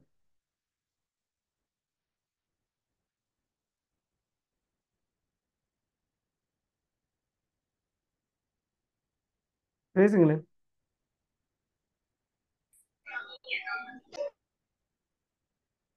சொல்லுங்க. ரைட். கொஸ்டின் என்ன விளங்கல சரியா? ரைட். ஓகே. ஸ்கிரீன்ல விளங்குதா உங்களுக்கு? இந்த ஸ்கிரீன்ல நான் போட்டுக்கிற கொஸ்டின் கிளியரா விளங்குதா? இந்த வரைக்கும் நான் செலக்ட் பண்ணி காட்டிக்கிற இந்த கேள்வி தான் நான் இப்ப பேசிட்டு இருக்கிறேன். சார் கொஞ்சம் திருப்பி சொல்லுங்க கொஸ்டின். ரைட். 2016 டிசம்பர் 8 சயந்தன் பால் குழுவில் இணைந்து அதே நாளில் ஒரு எக்காலத்தை இரவலாக பெற்றான். நம்ம ஏற்கனவே நாம பார்த்துட்டோம். என்ன செஞ்சிருக்கிறாங்க, இந்த இடத்துல இந்த அட்டவணை வந்து புதுசா எடுத்திருக்கிறாங்க இல்லையா? இப்ப இதுல பாருங்க, நீங்க இப்ப ஏற்கனவே நீங்க சொன்னீங்க ஒரு குறிப்பிட்ட நபர் சொல்லிருந்தேன், கொஞ்சம் இருங்களா, மெசேஜ் போட்டிருக்கிறாங்க. ரைட். உங்களோட ஆன்சர் சரி பாப்பா. ரைட். இதுல வந்து அவங்க சொல்லிக்கிற தரவுல 2016 டிசம்பர் 8 ஒரு தரவு தந்திருக்கிறாங்க இல்லையா? அதே மாதிரி பின்னால சொல்லியிருக்கிறாங்க சயந்தனுங்கிற ஒரு பேரு நமக்கு கிடைச்சிருக்கு. அதே மாதிரி ஒரு எக்காலம்னு சொல்லி ஒன்று பேசியிருக்கிறாங்க. அப்ப இந்த இடத்துல புதிதாக ஒரு இசைக்கருவி கொள்ளளவு செய்யப்பட்டதாக இந்த தரவு எதுவுமே காட்டப்படாதால நம்ம இன்ஸ்ட்ருமெண்ட் டேபிளுக்குள்ள அந்த தரவை போய் காட்டணும்னு சொல்லி அவசியம் இல்லை. அப்ப இதுல வந்து நம்ம போட்டிக்கிறோம், நம்ம ஏற்கனவே விடையா எழுதிருக்கிறோம் என்ன, மாணவர் அட்டவணையும் இரவலாக பெறும் அட்டவணையும் தான் இதுக்குள்ள தொடர்புன்னு சொல்லியிருந்தோம். அப்ப அவங்க ரெண்டாவது கேட்கிறாங்க கேள்வி என்னன்னா, எப்படி அந்த பதிவுகளை காட்டுவீங்கன்னு சொல்லி கேட்டிருக்கிறாங்க. அப்ப இந்த இடத்துல இந்த சயந்தன் என்கிறது குறிப்பிட்ட பேரை வந்து நம்ம என்ன செய்யணும்னு கட்டாயம் மாணவர் அட்டவணைக்குள்ள நம்ம கொஞ்சம் தேடி பார்க்கணும். இந்த சயந்தன் என்கிற நபர் வந்து ஏற்கனவே அந்த மாணவர் அட்டவணைக்குள்ள இருக்காரா என்கிறத வந்து நான் பார்த்தோம்னு சொன்னா ஆல்ரெடி வந்து என்ன செய்யறாங்க, நுவான் அதே மாதிரி குமாரன்னு சொல்லி போட்டு ரெண்டு பேர் தான் ஆல்ரெடி காட்டுப்பட்டிருக்கு. அப்ப இந்த இடத்துல இந்த சயந்தன் என்கிறவரு இந்த கேள்வியை பொறுத்த வரைக்கும் யாருன்னா ஒரு புதிதாக இணைந்தான். ஆனா இந்த இடத்துல அவங்க என்ன செய்யலைன்னு சொன்னா இந்த வினாவுல ஒரு புதிய ஆளுன்னு சொல்லி அவங்க சொல்லல. மறைமுகமா அவங்ககிட்ட இருந்து எதிர்பார்க்கறாங்க இந்த சயந்தன்ங்கிற நபரை நீங்க இந்த அட்டவணையில தேடி பார்ப்பீங்கன்னா, அப்படி தேடி பார்த்தீங்கன்னு சொன்னா அந்த சயந்தன்ங்கிற பேரு இல்லையாமன்னு சொன்னா நீங்க என்ன செய்யணும், அந்த பேரை தேடி எடுத்து பதிவீங்களான்னு சொல்லி தான் உங்கள்ட்ட இருந்து எதிர்பார்க்கறாங்க. அப்ப இந்த இடத்துல நீங்க என்ன செய்யணும்னா இந்த அட்டவணைக்குள்ள சயந்தன்ங்கிற அந்த பதிவு இல்லைங்கிறதால கட்டாயம் நீங்க என்ன செய்யணும்னா இந்த மாணவர் அட்டவணைக்குள்ள அந்த குறிப்பிட்ட பதிவை நீங்க அடையாளப்படுத்தணும். ஆல்ரெடி நாம செக் பண்ணலாம், இந்த S004 சொல்லி ஆல்ரெடி என்ன செய்யப்பட்டிருக்கு, ஒரு பதிவு அடையாளப்படுத்தப்பட்டிருக்கு. S005 ஒன்றும் இருக்கு. அப்ப நம்ம புதிதாக ஒரு பதிவை உட்சேர்க்க வேண்டி இருக்குமா இருந்தா என்ன செய்யணும், புதிய ஒரு பதிவு அடையாள அட்டையோட நம்ம எடுத்தாகணும். அப்ப இந்த இடத்துல S006 சொல்லி என்ன செய்யலாம்னா புதிய ஒரு ஐடி ஒன்று எடுத்துக்கொள்ளக்கூடிய மாதிரி இருக்கும். அதே நேரத்தில் நேம் ஒன்று நீங்க கொடுக்கணும்னு சொன்னா ஏற்கனவே தரப்பட்டிருக்கிற சயந்தன்ங்கிற பேரை வந்து நீங்க எடுக்கலாம். அதே மாதிரி கிரேட் தந்திருக்கிறாங்கன்னு பாத்தீங்கன்னு சொன்னா இந்த இடத்துல என்ன செய்யல, ஒரு கிரேட் எதுவுமே தரப்படல. அப்ப இந்த இடத்துல இந்த கேள்வியில ஒரு பிரச்சனை ஒன்று இருக்கு. அவங்க என்ன செய்யல, எந்த விதமான அவங்க எத்தனையாம் ஆண்டுங்கிறத வந்து என்ன செய்யல அந்த கேள்வியில மென்ஷன் பண்ணல. அப்ப நீங்க விரும்பின ஆண்டு ஒன்றை கொடுக்கலாம், இல்லாட்டி நீங்க அந்த இடத்த வந்து என்ன செய்யலாம்னா அந்த கேள்வியில பிழை இருக்கிறதால ஸ்பேஸ் விட்டு கொள்ளலாம். அப்ப நம்ம என்ன செய்யணும்னா இந்த கேள்வியில S00 லாஸ்டா வந்து நம்ம கொடுத்திருக்கிறது என்ன, அவங்க கொடுத்திருக்கிற அந்த வினாவுல கொடுத்திருக்கிற ஐடி S005 இல்லையா. அப்ப நம்ம இந்த இடத்துல கொடுக்க வேண்டிய ஐடி என்ன, S006. அதே மாதிரி அவரோட பேரை வந்து நாம காட்டுறோம் சயந்தன் இல்லையா. அதே மாதிரி மூணாவது அவருக்கு நம்ம விரும்பினோம்னு சொன்னா நம்ம என்ன செய்யலாம்னா ஒரு பேரை வந்து நீங்க அவர் ஆண்டை நீங்க காட்டலாம். இதுல நீங்க பாத்தீங்கன்னு சொன்னா விளங்கும் இல்லையா. ஏன்னா மூணாவதா வந்து அவங்க காட்டிக்கிற அந்த கிரேட்டுங்கிறது இந்த இடத்துல தரவோட தரப்படல. அப்ப நீங்க தரவோட தரப்படலைன்னு சொன்னா நீங்க ஒன்று அந்த இடத்த ஸ்பேஸா விடலாம், அப்படி இல்லைன்னு சொன்னா நீங்க விரும்பின ஒரு ஆண்டை வந்து என்ன செய்யலாம் பார்த்து போடலாம். ஏன்னா கூடுதலா இதுல போட்டிக்கிற ஆண்டு என்னன்னு சொன்னா 2000 சாரி அதாவது இந்த 2016 வந்த கேள்வி 8ம் 9ம் ஆண்டு தானே போடப்பட்டிருக்கு. உங்களுக்கு விருப்பம் நீங்க என்ன செய்யலாம், அந்த 2 ஆண்டு வார மாதிரி ஒரு 8ஓ அப்படி இல்லையோ 9 வந்து நீங்க போட்டுக்கொள்ளுங்க. பெரும்பாலும் அந்த அட்டவணைக்குள்ள தரவு தரப்படாதால நீங்க என்ன செய்ய தேவை, இந்த இடத்த நீங்க எம்டியா விட்டீங்கன்னு சொன்னா ஓகே. இப்ப இதுல பாருங்க நான் என்ன செஞ்சிருக்கிறேன், இப்படி எம்டியா இந்த கமாவை போட்டுங்க அந்த இடத்த ஸ்பேஸ் விடுங்க. ஏன்னு சொன்னா அந்த இடத்துல கட்டாயம் ஒரு தரவு வந்திருக்கணும். ஆனா நாம என்ன செய்யல, அந்த வினாவுல அந்த கேள்வியில அந்த என்ன செய்யல அந்த தரப்படுது. அப்ப இந்த இடத்துல ஒரு கேள்வியில ஒரு புள்ளி ஒன்று இருக்கு. அந்த 2016ஆம் ஆண்டு வந்த அந்த புள்ளிகளுக்கு ஓப்பன் மார்க்ஸ் இந்த கேள்வியில கொடுத்துருக்காங்க. சரியான நீங்க விரும்பினா ஒரு ஆண்டு போடலாம், அப்படி இல்லைன்னு நீங்க ஆண்டு போடாம விட்டு இருந்தாலும் உங்களுக்கு என்ன நடந்திருக்கும்னா குறிப்பிட்ட புள்ளி உங்களுக்கு கிடைச்சிருக்கும். சரிங்களா, ரைட். இப்ப இந்த 2016ஆம் ஆண்டு வந்த கேள்வியில பார்ட் 2ல வந்த கேள்வியில இவ்வளவு வந்து கேள்வி வந்திருக்கு. நீங்க பார்த்தாலே உங்களுக்கு விளங்கும் இலகுவான முறையில இந்த விட அளிக்கக்கூடிய மாதிரி தான் அந்த கேள்வி வந்து என்ன செய்யப்பட்டிருக்கு, செட் பண்ணப்பட்டிருக்கு. சரிங்களா, பேசுங்க நஜா.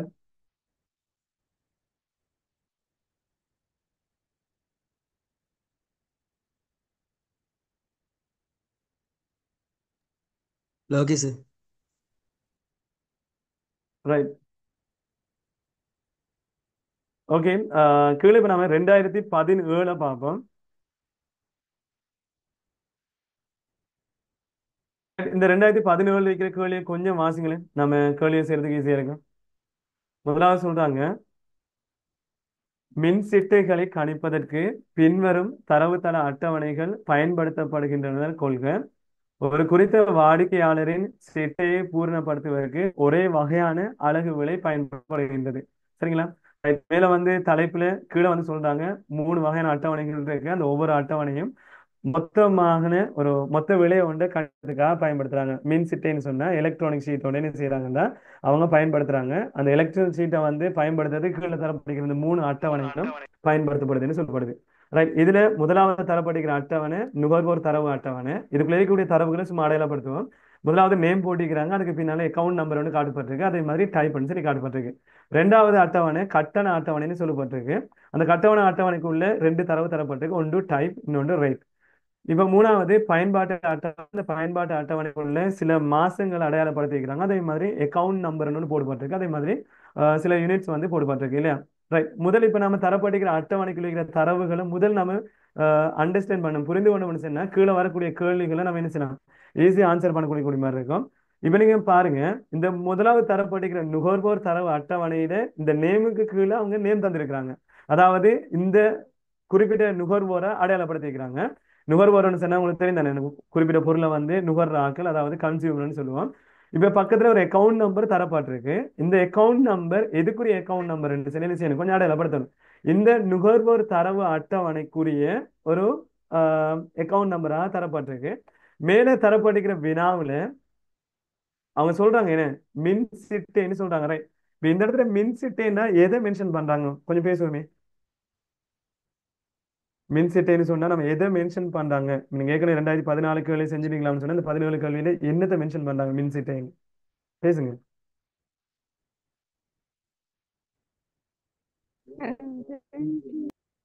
சொல்லுங்க. கரண்ட் மின் பில்ஸ். சிட் கரண்ட் பில் ஒன்றை வந்து மென்ஷன் பண்றாங்க இல்லையா? ஒரு எலக்ட்ரானிக் ஷீட் தான் இருந்தாலும் ஒரு கரண்ட்ல இருந்து வரக்கூடிய ஒரு அவுட்புட்டை காட்டுற மாதிரி இருக்கு. அப்ப இந்த இடத்துல இந்த மின் சிட்டைங்கிறது ஒரு கரண்ட் பில்லை தான் வந்து என்ன செய்யறாங்கன்னு காட்டுறாங்க. என்ன மின்னுங்கிறது எலக்ட்ரானிக்னு வரும், ஆனா இந்த இடத்துல நம்ம என்ன செய்யறோம்னா கரண்ட் தான் நம்ம மீனிங் எடுக்க வேண்டியிருக்கும். ஏன்னா இதுல பெரும்பாலும் உங்களுக்கு பாஸ் பேப்பர்ல தரப்போகல பிராக்கெட்ல ஒரு இங்கிலீஷ் டேர்ம் வேர்டுன்னு தந்துருவாங்க, நமக்கு ஈஸியா வந்து அண்டர்ஸ்டாண்ட் பண்றதுக்கு. இருந்தாலும் இந்த இடத்துல தரப்படல. நிறைய பேர் வந்து கொஞ்சம் கன்ஃபியூஸ் ஆயிருப்பாங்க அந்த டைம்ல, சரிங்களா? ரைட், பிரச்சனை இல்லை. இப்ப ஒரு கரண்ட் பில்லை பாக்குறதுக்கான ஒரு ஃபார்மட் தான் கீழே தரப்பட்டிருக்கு. அப்ப அக்கவுண்ட் நம்பர் கட்டாயம் ஒரு ஒவ்வொரு நுகர்வோனுக்கும் அடையாளப்படுத்தக்கூடிய மாதிரி இருக்கும். அதே மாதிரி கீழே வந்து டைப் தந்திருக்கிறாங்க. இந்த டைப் பக்கத்துல இருக்கிற கட்டண அட்டவணைக்குள்ள இருக்கிற டைப்பை தான் அடையாளப்படுத்துது. அதே நேரத்துல அந்த ஒவ்வொரு டைப்புக்கும் ஒவ்வொரு ஒரு ரேட் வந்து வச்சிருக்கிறாங்க. இப்ப ஆர் டைப் எடுத்தாங்கன்னு சொன்னா செலக்ட் பண்ணியிருந்தாங்கன்னா 10 ரூபா 50%. அதே மாதிரி சி டைப் செலக்ட் பண்ணியிருந்தாங்கன்னா 18 ரூபா 50% அடையாளப்படுத்துற மாதிரி இருக்கு. அதே மாதிரி பக்கத்துல இன்னொரு அட்டவணை இருக்கு. எந்த மாசத்துல எந்த அக்கவுண்ட்ல எத்தனை வகையான யூனிட் வந்து பயன்படுத்தப்பட்டிருக்குங்கிறத வந்து காட்டுப்படுது இல்லையா? முதல்ல நமக்கு தந்த இந்த அட்டவணை எல்லாத்தையும் நம்ம ஈஸியா அண்டர்ஸ்டாண்ட் பண்ணிட்டோம்னா கீழே இருக்கிற கேள்வியை வந்து என்ன செய்யலாம். ரைட், இப்ப நீங்க 2017 முதலாவது கேள்வி பார்ப்போம். ரோமனுக்கு உண்டு. அதாவது முதன்மை சாவிகள் இரண்டையும் அவற்றுக்குரிய அட்டவணைகளையும் அடையாளப்படுத்துங்கன்னு சொல்லிக்கிறாங்க. அப்ப நம்ம கீழே விடை எழுதுறதுக்குரிய ஒரு ஃபார்மேட்டை நம்ம போட்டு வச்சுக்கொள்வோம். இப்ப இது வந்து கொஸ்டின் நம்பர் என்ன, 5 தான். அப்ப கீழே வந்து நம்ம என்ன செய்யறோம், அதே ரோமன் இலக்கம் உண்டு. ரைட், இந்த ரோமன் இலக்கம் ஒன்றுல அவங்க கேட்டுக்கிற முதலாவது கேள்விக்குரிய விடையை சொல்லுங்களேன். நுகர்வோர் தரவா அட்டவணைக்கு உள்ள இந்த அட்டவணைக்கு உள்ள முதன்மை சாவி இருக்கா? அதாவது தனித்துவம், சொல்லுங்க, தனித்துவம் அடையாளப்படுத்தக்கூடிய புலம் இருக்கா? நேம்.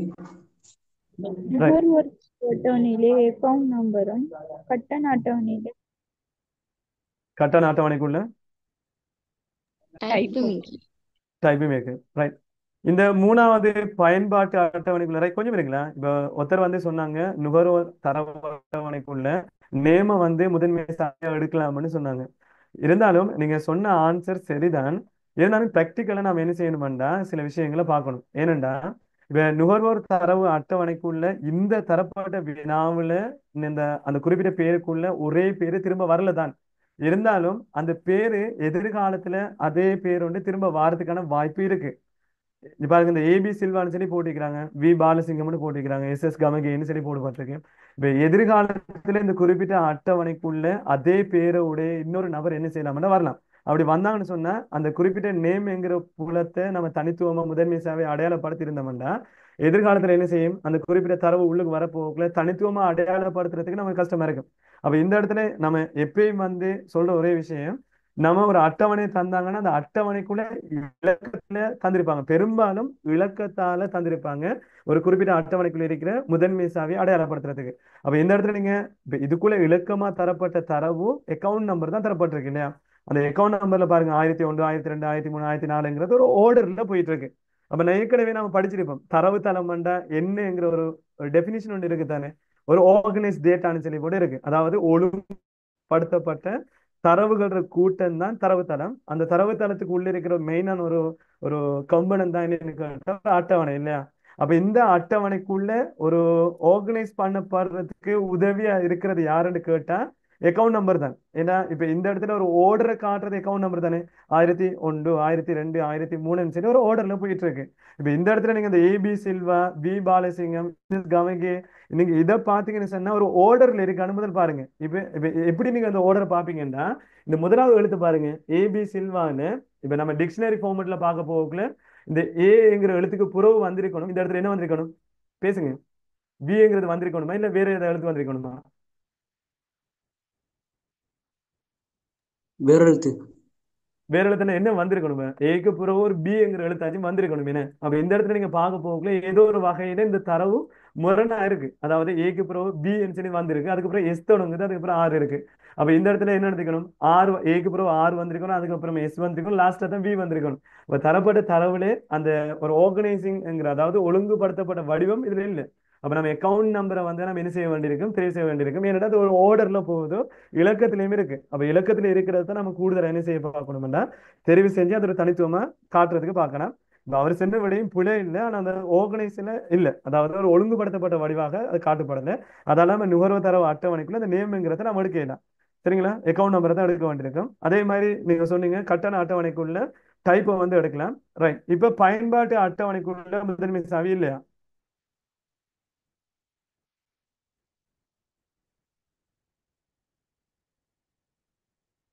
பயன்பாட்டு அட்டவணைக்குள்ள முதன்மை சாவி இருக்கா இல்லையா?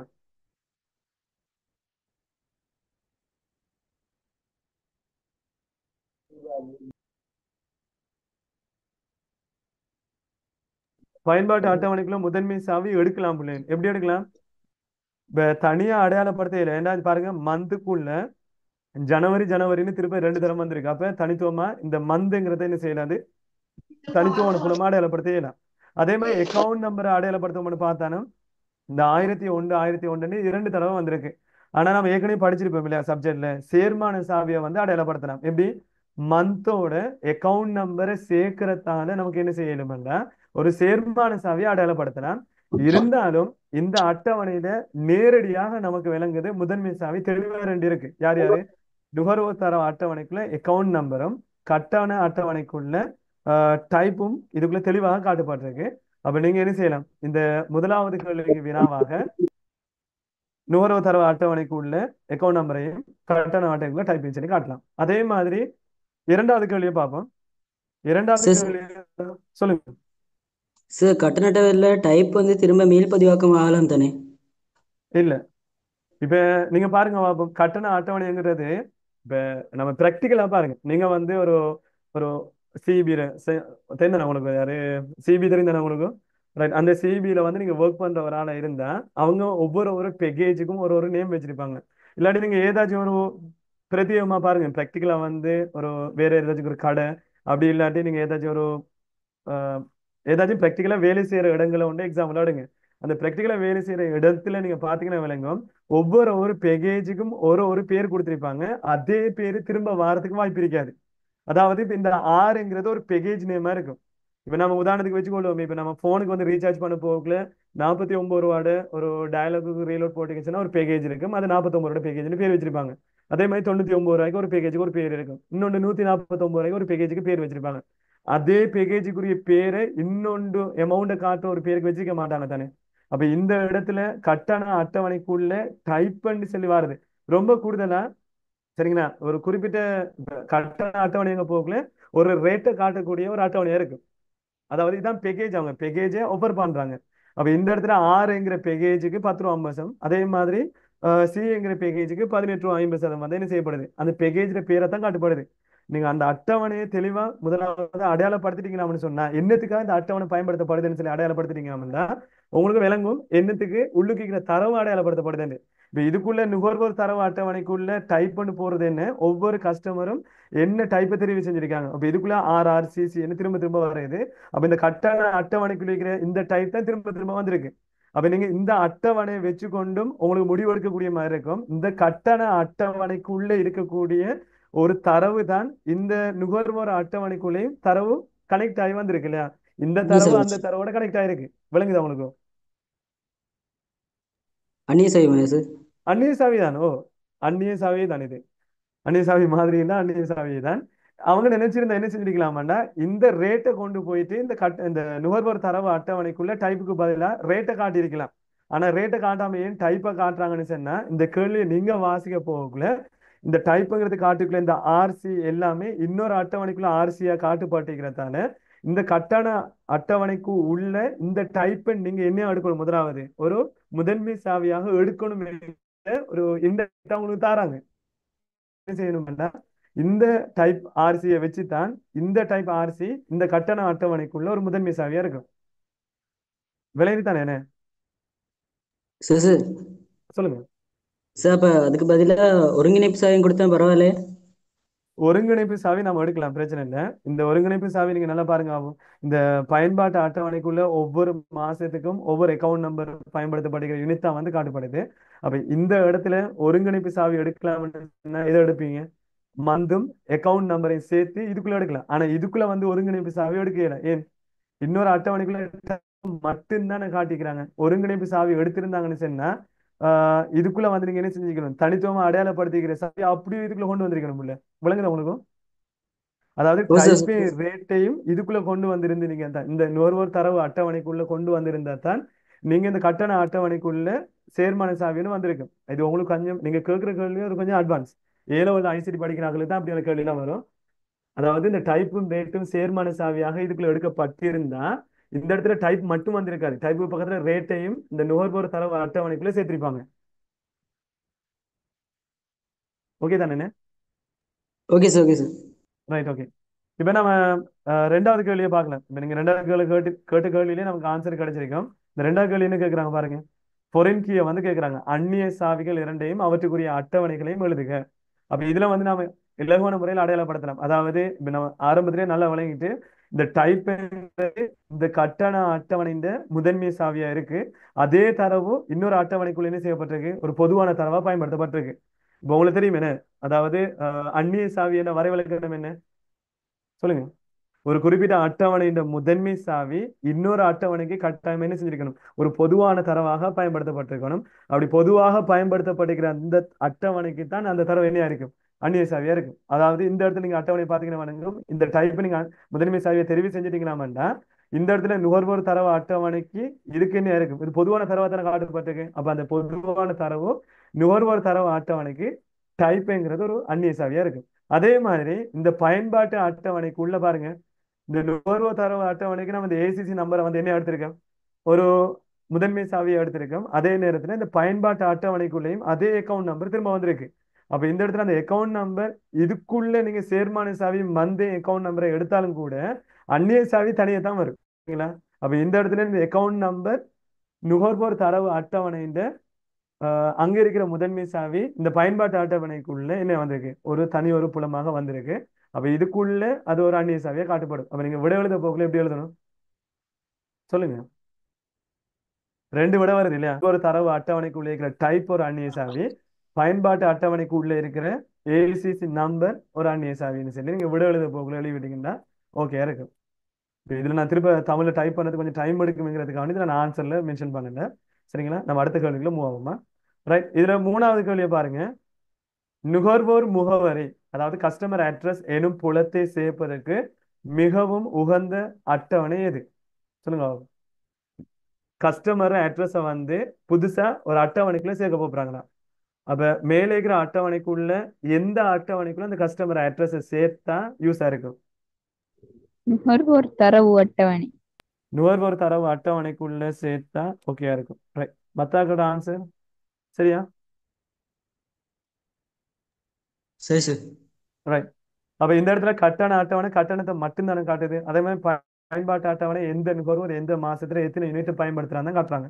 ஆனா உண்மையிலே வந்து இந்த நுகர்வோர் அட்டவணைக்குள்ளதான் நுகர்வோர தரவை காட்டுப்படுறேங்கிறதால நம்ம கஸ்டமர் அட்ரஸை வந்து என்ன செய்யணும்?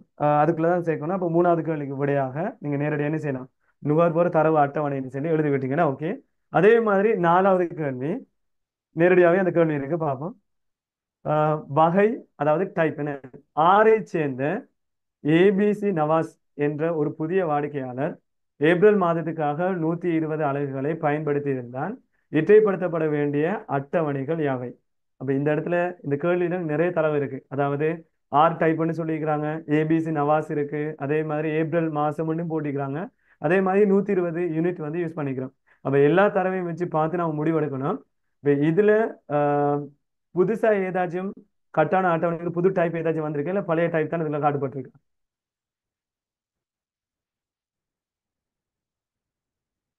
சொல்லுங்க.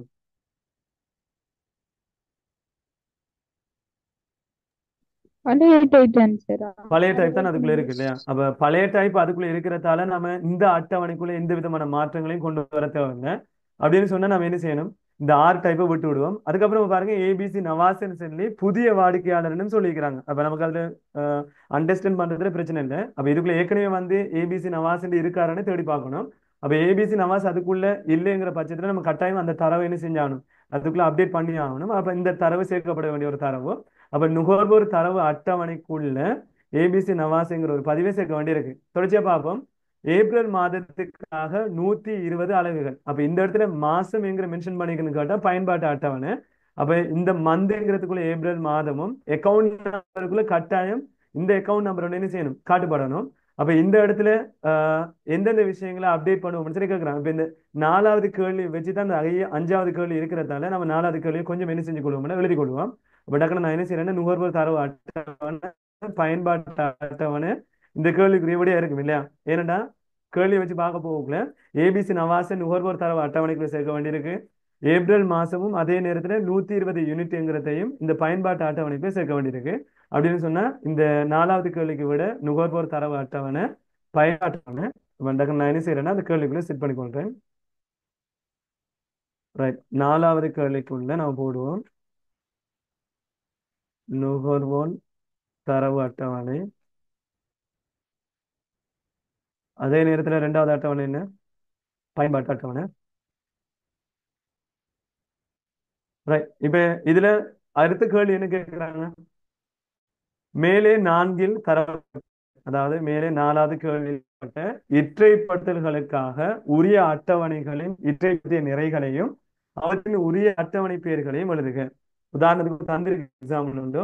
ஏசிசி நம்பர் வந்து என கொள்கை. அதாவது அட்டவணை உருவாக்குற நேரத்துல இந்த அக்கௌண்ட் நம்பர் வந்து நம்ம அட் பண்ண வேண்டியிருக்கு தானே இந்த அட்டை. அதுக்காக வேண்டி அவங்க சொல்றாங்க. நான் பேசுறது ஸ்ட்ரெக் ஆகுதா இல்ல தானே? இல்ல சார். Right, okay. ரைட், இதுல வந்து அவங்க நுகர்வோர் தரவு அட்டவணைக்குள்ள அவங்க சொல்றாங்க என்ன, இந்த ஐடியா வந்து நீங்க சேர்க்கிற நேரத்துல கன்சிடர் பண்ணுங்கன்னு சொல்லி பண்றதுக்கு. அப்ப நாம என்ன செய்வோம், இப்ப நுகர்வோர் தரவு அட்டவணைக்குள்ள பதிவை முதலாவது சேர்ப்போம். இப்ப நம்ம அட்டவணைக்குள்ள தரவு சேர்க்கறதுக்கு ஒரு புதிய மெத்தட்டை வந்து நம்ம பயன்படுத்துறோம் தானே. அந்த அட்டவணையின் பேரை முதலாவது என்ன செய்யணும், நம்ம அடையாளப்படுத்தணும். இப்ப நான் காப்பி பண்ணிட்டு அந்த அட்டவணையின் பேரை அடையாளப்படுத்துறேன். இப்ப நம்ம 5வது கேள்வி நம்ம செய்யறோம். 5வது கேள்விக்குள்ள நுகர்வோர் அட்டவணை, சரிங்களா? அதே மாதிரி ஒரு அம்புக்குறி போடணும். அதுக்கப்புறமா ஒரு பிரேக்கெட் ஸ்டார்ட் பண்ணி க்ளோஸ் பண்ணணும். தரவை உட்சேர்க்கக்கூடிய மாதிரி வினாக்கள் வந்து கட்டாயமாக இந்த மெத்தட்ல தான் நீங்க என்ன செய்யணும், விடை எழுத வேண்டியிருக்கு. ரைட், இப்ப நுகர்வோர் தரவு அட்டவணைக்குள்ள புதிய பதிவுன்னு சேர்த்தீங்கன்னா கீழே இந்த இடத்துல தான் அந்த பதிவை சேர்ப்பீங்க இல்லையா? அந்த சேர்க்கக்கூடிய பதிவு எப்படி வரணும், முதலாவதாக பேரும், 2வதாக அந்த அக்கௌண்ட் நம்பரும், 3வதா அவர் என்ன டைப். இதுல 3வது சொல்லிக்கிறாங்க ஆர் டைப், அவர் பேரு ஏபிசி நவாஸ், அதே மாதிரி அக்கௌண்ட் நம்பர் I005. இப்ப இந்த 3 தரவும் நமக்கு கிடைச்சிட்டு அப்ப நம்ம ஓடுற அந்த நம்பரை போட்டு விடணும்னா சரி. அப்ப நான் முதலாவது சேர்த்து கொள்றேன் A.B.C நவாஸ் இல்லையா? அவன் தந்த மாதிரியே தரவுகளை போட்டுக்கொள்ளுங்க. சில நேரங்கள்ல தரவுகள்ல எழுத்துப்பிழை இருக்குமாக இருந்தா கட்டாயம் போட்டிருக்கு. நான் W போட்டுக்கிறேன். கவனமா நீங்க தரவு சேர்க்க போகக்குள்ள எழுத்துப்பிழைகளை விட்டுறாங்க. மிக கவனமா பாக்குறாங்க. அதாவது நீங்க நவாசங்க போகக்குள்ள இந்த ஏ விட்டுட்டீங்க. இப்ப பாருங்க ஏபிசி நவ் NBAS இருக்கு. அந்த ஏ இல்லைங்கிறதுல வந்து என்ன செய்வாங்கன்னா கட்டாயம் உடைய கேளுக்கு புல போடுறாங்க. கட்டாயமா போடுபட சொல்லியிருக்கு. அப்ப நீங்க என்ன செய்யணும்னா அந்த எழுத்து பிள்ளைகளை கவனமா பார்த்து வச்சுக்கொள்ளுங்க. ரைட், ஏபிசி நவாஸ் 2வது 1005. அதே மாதிரி 3வது தர போட்டிருக்கிறது டைப் தந்திருக்கிறாங்க 6. ரைட், இதுக்கு அடுத்ததாக 2வது இன்னொரு அட்டவணையும் வருது, பயன்பாட்டு அட்டவணையும். நான் அதுக்கு மாற்றம் செய்ய வேண்டிய அட்டவணையா இருக்கு. அப்ப நம்ம என்ன செய்வோம், அந்த பயன்பாட்டு அட்டவணைக்கும் தரவை ஆட் பண்ணி கொள்வோம். பயன்பாட்டு அட்டவணை. ரைட், இந்த மெத்தட்ல நம்ம ஆன்சர் எழுதலாம். பயன்பாட்டு அட்டவணைக்கு வரக்கூடிய தரவு அதுக்குள்ள தரவு சேர்க்கணும். பார்த்து சொல்லுங்க. April 1005 April 120. 1005 120 இல்லையா? ரைட், அங்க தமிழ்ல போட்டிக்கிறாங்க, இங்கிலீஷ்லாம் போட்டிக்கிறாங்க. நாம என்ன செய்யணும், இங்கிலீஷ்ல தான் எழுத வேண்டியிருக்காங்க. வினாவுல வந்து என்ன செஞ்சுக்கிறாங்க, தமிழ்ல தான் தந்திருக்கிறாங்க. கட்டாயம் நீங்க இங்கிலீஷ்ல கவனமா பார்த்து எழுதி கொடுங்க, சரிங்களா?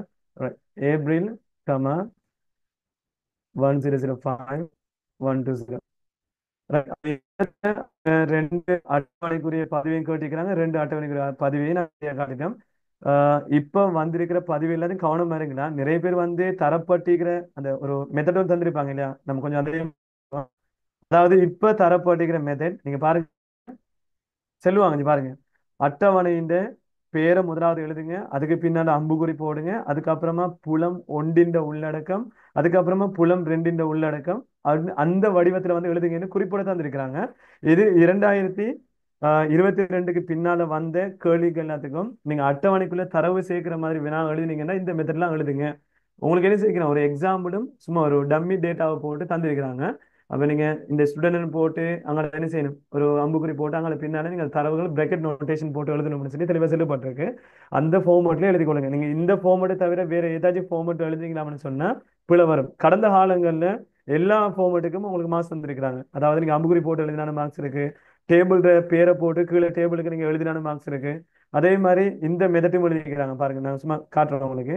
ஆனா இந்த மெத்தட்லாம் நீங்க அவாய்ட் பண்ணணும், அதுக்காக தான் நான் சொல்றேன். இப்ப நீங்க நுகர்வு அட்டவணைன்னு பேர் எழுதுறீங்க, எழுதி போட்டு கீழே வந்து என்ன செய்றீங்கன்னா ஒரு தலைப்பு போடுறீங்க. எப்படி மேல மந்த், இப்ப நுகர்வு தரவு அட்டவணைக்குள்ள நேம் இருக்கு, அதுக்கப்புறம் என்ன இருக்கு, அக்கவுண்ட் நம்பர், அதுக்கப்புறமா டைப் இருக்கு தானே. நீங்க இப்படி சேர்க்க வேண்டிய தரவை எப்படி எழுதுறாங்க சில பிள்ளைகள் வந்து நேம் போட்டுட்டு டேஷ் பண்ணிட்டு அதுக்குள்ள என்ன செய்யறாங்கன்னா நேம்ங்கிறதுல வந்து என்ன செய்றாங்க ஏபிசி நவாஸ் இப்படி எழுதுறாங்க. இப்ப இந்த மெத்தட்லாம் வந்து அவாய்ட் பண்ண வேண்டிய மெத்தட், சரிங்களா.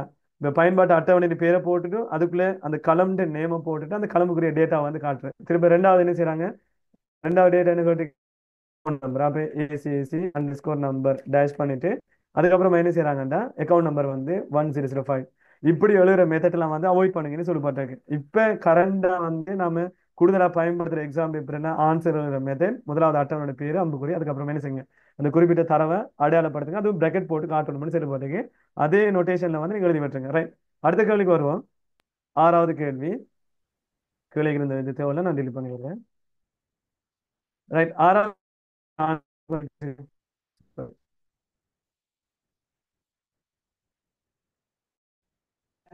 பேசுங்க.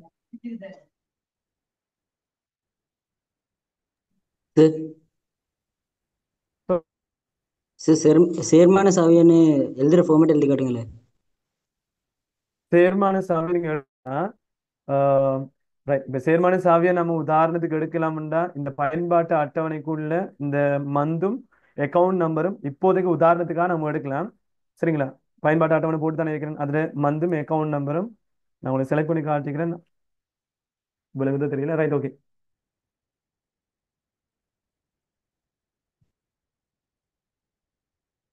நெட்வொர்க் கொஞ்சம் இஷ்யூவா இருக்குன்னு நினைக்கிறேன், அதால கொஞ்சம் நான் பேசுறது கிளியரா இருக்கு தானே என்ன.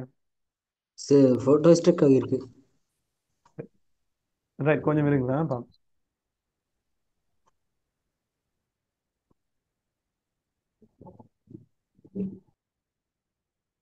ரைட், ஸ்கிரீன் வந்து தானே. Right, okay. இப்போ சேர்மான சாவி நீங்க எழுதணும்னா மந்த் அக்கவுண்ட் நம்பருக்கு நீங்க எழுத போகல கட்டாயம் இது பாருங்க, அது மந்த் இருக்கிற மாதிரி எழுதுங்க, மந்த். அதே மாதிரி நீங்க சேர்மான சாவி எழுத போகல கட்டாயம் இந்த கூட்டல் வடிவத்தை வந்து நீங்க என்ன செய்யணும், பயன்படுத்தணும். அதான் முக்கிய விஷயம். சேர்மான சாவி கூட்டல் அடையாளத்தை பயன்படுத்தி காட்டுவோம். இதே மாதிரி தான் நீங்க எழுத வேண்டியிருக்கும், இல்லைங்களா. Okay sir. ரைட், இந்த சேர்மான சாவி இருந்திருந்தா கூட தான் அந்த கேள்வி வருது. ஆனா இப்ப நீங்க பின்னால வந்து கேள்வி நம்ம அடுத்தடுத்த கிளாஸ்ல பார்க்க போகணும், விளங்கும். ரைட், பாமே. ரைட், இப்ப நம்ம அடுத்த கேள்வி போவோம். சேர்மான சாவிக்கு ரைட் பின்னால் கேள்வி வரும், நான் சில விஷயங்கள் பேசியிருக்கேன், அந்த டைம் வரட்டும் பேசுவோமா. ரைட், இப்ப ஆறாவது கேள்விக்கு ஆன்சர் சொல்லுங்க. ஜனவரி மாதத்துக்காக ஏபி சில்வாவின் மொத்த சிட்டையை பெற்றுக்கொள்வதற்காக, மொத்த சிட்டைன்னு சொன்னா டோட்டல் பில்லை வந்து கால்குலேட் பண்ணணும்னா ஒரு வினவலை செயற்படுத்துவதற்கு இணைக்கப்பட வேண்டிய அட்டவணைகள் யாவை. ரைட், இப்ப இந்த கேள்வி வந்து நிறைய பேருக்கு விளங்குறது கொஞ்சம் கஷ்டமா இருந்தா ஒரு ஈஸியான மெத்தட் என்னன்னா, இப்ப ஜனவரி மாதத்துல ஏபி சில்வாவின், அதாவது இப்படி கேள்வி வந்தா இந்த கேள்வியை பாருங்க, வினவல்னு சொல்லி கூடுதலா கேள்வி வந்தா ரொம்ப ஹார்டா வந்து உங்களோட கேள்வி கேட்க மாட்டாங்க, சரிங்களா.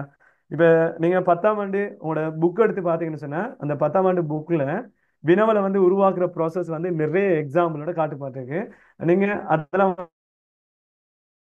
தேவையில்லை, நீங்க கேள்வியில வினவலை உருவாக்குறதுக்கு நீங்க அந்த ஒரு அட்டவணைக்குள்ள தரவை தேடி போவீங்க தானே, அந்த தரவை தேடி போற ஓர்டரை வந்து நீங்க எழுதுவீங்கன்னா ஓகே.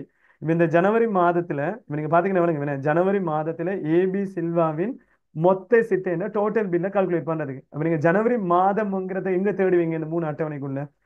இந்த அட்டவணைக்குள்ள நீங்க தகவலை வந்து தேடி போறீங்கன்னு பாருங்க. வினவலண்டா உண்மையிலே அர்த்தம் அது இல்ல. வினவலன் சொன்னா குவாரின்னு சொல்றது ஒரு அட்டவணைக்குள்ள நமக்கு தேவையான தரவு மட்டும் பிரிச்சு எடுத்து ஒரு செப்பரேட்டா ஒரு டேபிளை கிரியேட் பண்றதுதான் வினவல்.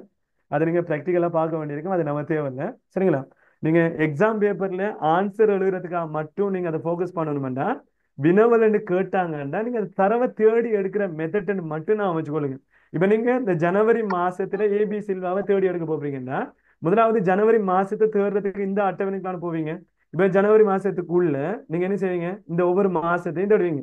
இப்ப இந்த மாசத்துக்கு பக்கத்துல நீங்க யாரு ஏபி சில்வாவை தேடணும்னா பக்கத்துல இருக்கிற அந்த அக்கௌண்ட் நம்பருக்குள்ள ஒரு பேரை வச்சு தேடுவீங்க. இப்ப அக்கௌண்ட் நம்பர் எங்க இருக்கு? இந்த பக்கத்துல இருக்கிற இந்த அட்டவணைக்குள்ள அக்கௌண்ட் நம்பர்லாம் காட்டுப்போறதுக்கு அதுக்கு பக்கத்துல தான் ஒரு பேர் இருக்கு. அப்ப நீங்க பார்த்தனே நல்லா விளங்கும். இப்ப அக்கௌண்ட் நம்பரை வச்சு அவர் பேரை தேடி எடுக்கிறதுக்கு நுகர்வோர் தரவு அட்டவணைக்குள்ள போகணும். அதே மாதிரி பயன்பாட்டு அட்டவணை மாசத்தை தேடி எடுக்கிறதுக்காக போகணும். அப்ப இந்த இடத்துல நீங்க விளங்கி வச்சுக்கொள்ளுங்க. இந்த ஜனவரி மாதத்துல ஏபி சில்வாவின் மொத்த சிட்டையை பெற்றுக்கொள்ளணும்னா நீங்க பயன்படுத்தக்கூடிய 2 அட்டவணை ஜனவரி மாசத்துக்கு அந்த தரவை வச்சு தேடுறதுக்கு இந்த பயன்பாட்டு அட்டவணையும் ஏபி சில்வா என்கிற பேரை தேடணும்னா கட்டாயம் நீங்க இந்த அட்டவணைக்குள்ள போனா தான் ஏபி சில்வாவை தேடலாம். அப்ப நீங்க விட எழுதணும் எப்படி? பயன்பாட்டு அட்டவணை அதுக்கப்புறமா நுகர்வோர் தரவு அட்டவணை. நீங்க ஓட்டர் குழம்பு எழுதினாலும் பிரச்சனை இல்லை. நுகர்வோர் தரவு அட்டவணை கமா பயன்பாட்டு அட்டவணைன்னு சொல்லி நீங்க இந்த 2 அட்டவணையோட பேரை எழுதி விட்டாலும் ஓகே உங்களுக்கு. சரிங்களா? இந்த வினவல் தேடி எடுக்கிறதுல யாருக்கும் பிரச்சனை இருக்கா? பேசுங்க. சார் ஓம். அப்படி அந்த ரெண்டு அட்டவணை பார்த்தோடே ரேட் பார்க்கறதுக்கு திருப்ப கட்டண அட்டவணைக்கு போகணும் தானே? விலை தானே கேட்டிருக்காங்க. Right, okay, sorry. மொத்த சிட்டே கிடைக்கிறாங்க. டோட்டல் வந்து நான் பார்க்க வேண்டியிருக்கு. அப்ப டோட்டல் பார்க்க இருக்கிறதால கட்டாயம் நீங்க 3வது அட்டவணைகளும் போதான் வேணும். ஏன்னா இப்ப இதுல வந்து உண்மையிலே நீங்க கேட்டுகளும் சரி மொத்தம் வந்து பாக்குறதுக்கு கட்டாயம் நம்ம என்ன செய்யணும்? இந்த ரேட் என்னங்கிறத வந்து பார்த்து ஆகணும். அப்ப நீங்க இந்த கேள்விக்கு நீங்க இந்த 3 அட்டவணையோட பேரும் போடலாம். நீங்க சாரி நான் இந்த ரேட்டுங்கிறது மொத்த சிட்டைங்கிறத மறந்துட்டேன். ரைட், மொத்த சிட்டை எங்க போகல மந்தையும் பார்க்க வேண்டியிருக்கும், ஆல்ரெடி பேரையும் பார்க்க வேண்டியிருக்கும். டோட்டல் பில்லுக்கு கட்டாயம் அந்த குறிப்பிட்ட ரேட் என்னங்கிறது இதுக்குள்ளதான் தேடி எடுக்க வேண்டியிருக்கு. அந்த ரேட்டுக்காக நம்ம கட்டண அட்டவணைக்குள்ள போகத்தான் வேணும். நீங்க 2 மாதிரி விட எழுதலாம். ஒன்று இந்த 3 அட்டவணை பேரையும் கமா போட்டு எழுதலாம்.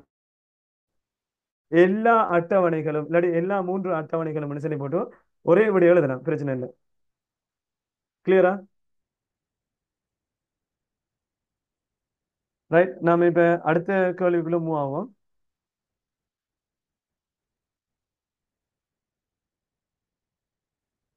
ரைட், 2018ஆம் ஆண்டு வந்திருக்கிற ஒரு கேள்வி.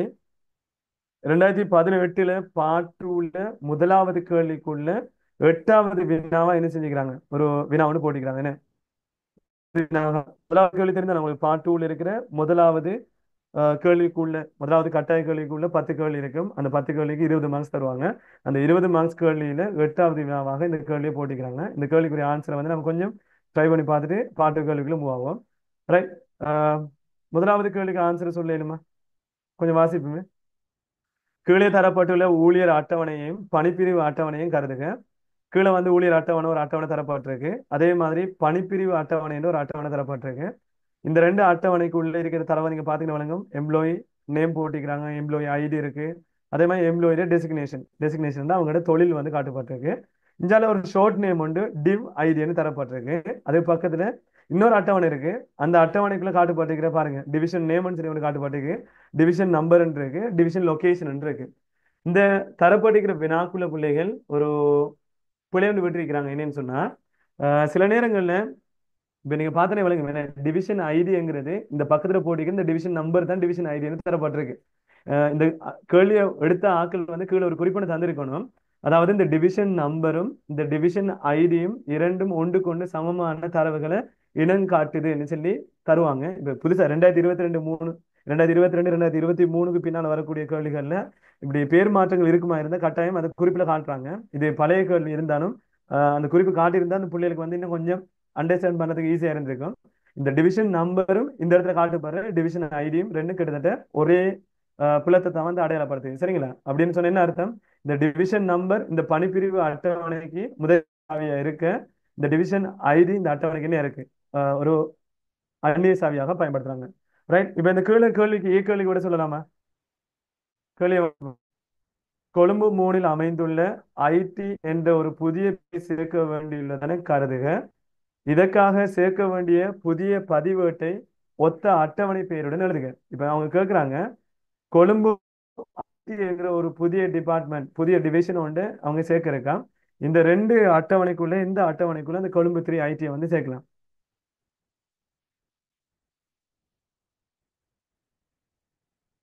சொல்லுங்க.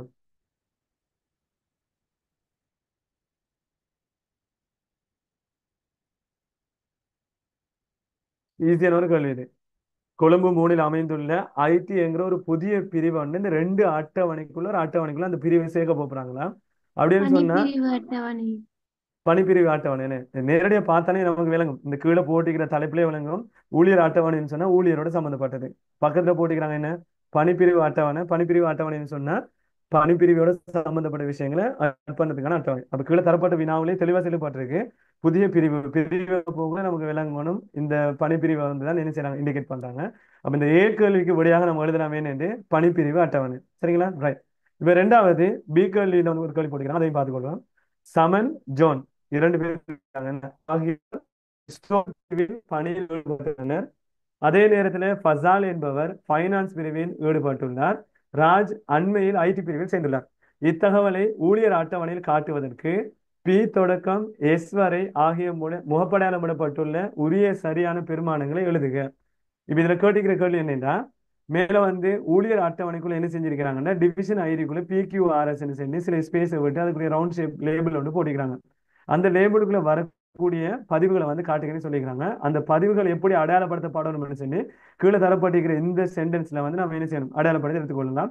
ரைட். இப்ப நீங்க பாருங்க, சமன் ஜோன் ஆகியோர் ஸ்டோர் பிரிவில் என்ன செய்கிறாங்க, பணியில ஈடுபடுத்தப்பட்டுள்ளார்கள் அப்படின்னு சொன்னா, சமன் ஜோன் ஸ்டோர் பிரிவுன்னு சொன்னா இதுக்கு நம்ம பார்க்கணும். ஸ்டோர் பிரிவுக்கு காட்டப்பட்டிருக்கிற இலக்கம் டிவிஷன் நம்பர் என்ன, 2. நான் ஏற்கனவே சொன்னேன், இந்த அட்டவணைக்குள்ள இருக்கிற இந்த டிவிஷன் ஐடி என்கிற இந்த ஐடி இந்த டிவிஷன் நம்பரோட தொடர்பு பட்டு இருக்கு. இந்த டிவிஷன் நம்பரும் இந்த டிவிஷன் ஐடியும் ஒன்றோட ஒன்று தொடர்பு இருக்கிற ஒரு foreign key மாதிரி தான். இந்த பணிப்பிரிவு அட்டவணைக்கு இந்த டிவிஷன் நம்பர் ஒரு பிரைமரி கீயாக இருக்கு. இந்த டிவிஷன் ஐடி இந்த ஊழியர் அட்டவணைக்கு என்ன இருக்கும், ஒரு foreign key இருக்கும். அப்ப இந்த ரெண்டும் ஏதோ ஒரு வகையில தொடர்பு பட்டு இருக்கிறதால இந்த PQRSக்கு வர வேண்டிய தரவு என்னன்னு கேட்டா, இந்த 1 2 3 என்கிற இந்த இலக்கத்துக்குள்ள இருக்க ஏதாச்சும் ஒரு இலக்கம் தான் PQRSக்கு வரப்போகுது. அப்ப இந்த PQRSக்கு பொருத்தமான தரவை நம்ம என்ன செய்யணும்னா, தரப்படுகிற தரவுக்கு ஏற்ற மாதிரி தான் அடையாளப்படுத்தலாம்.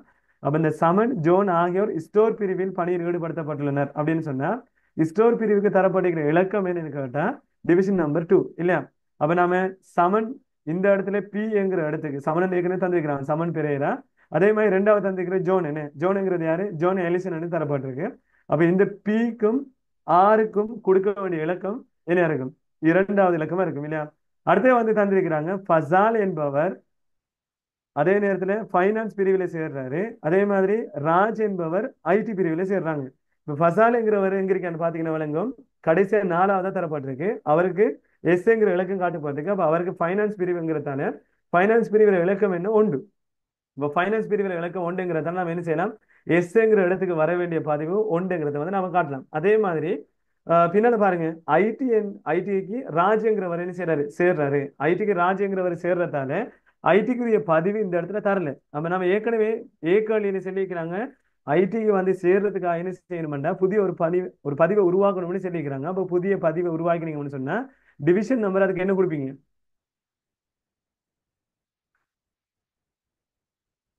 புதிய ஒரு டிவிஷன் நம்பர் கொடுத்தீங்கன்னு சொன்னா என்ன டிவிஷன் நம்பர் கொடுப்பீங்க இந்த இடத்துல?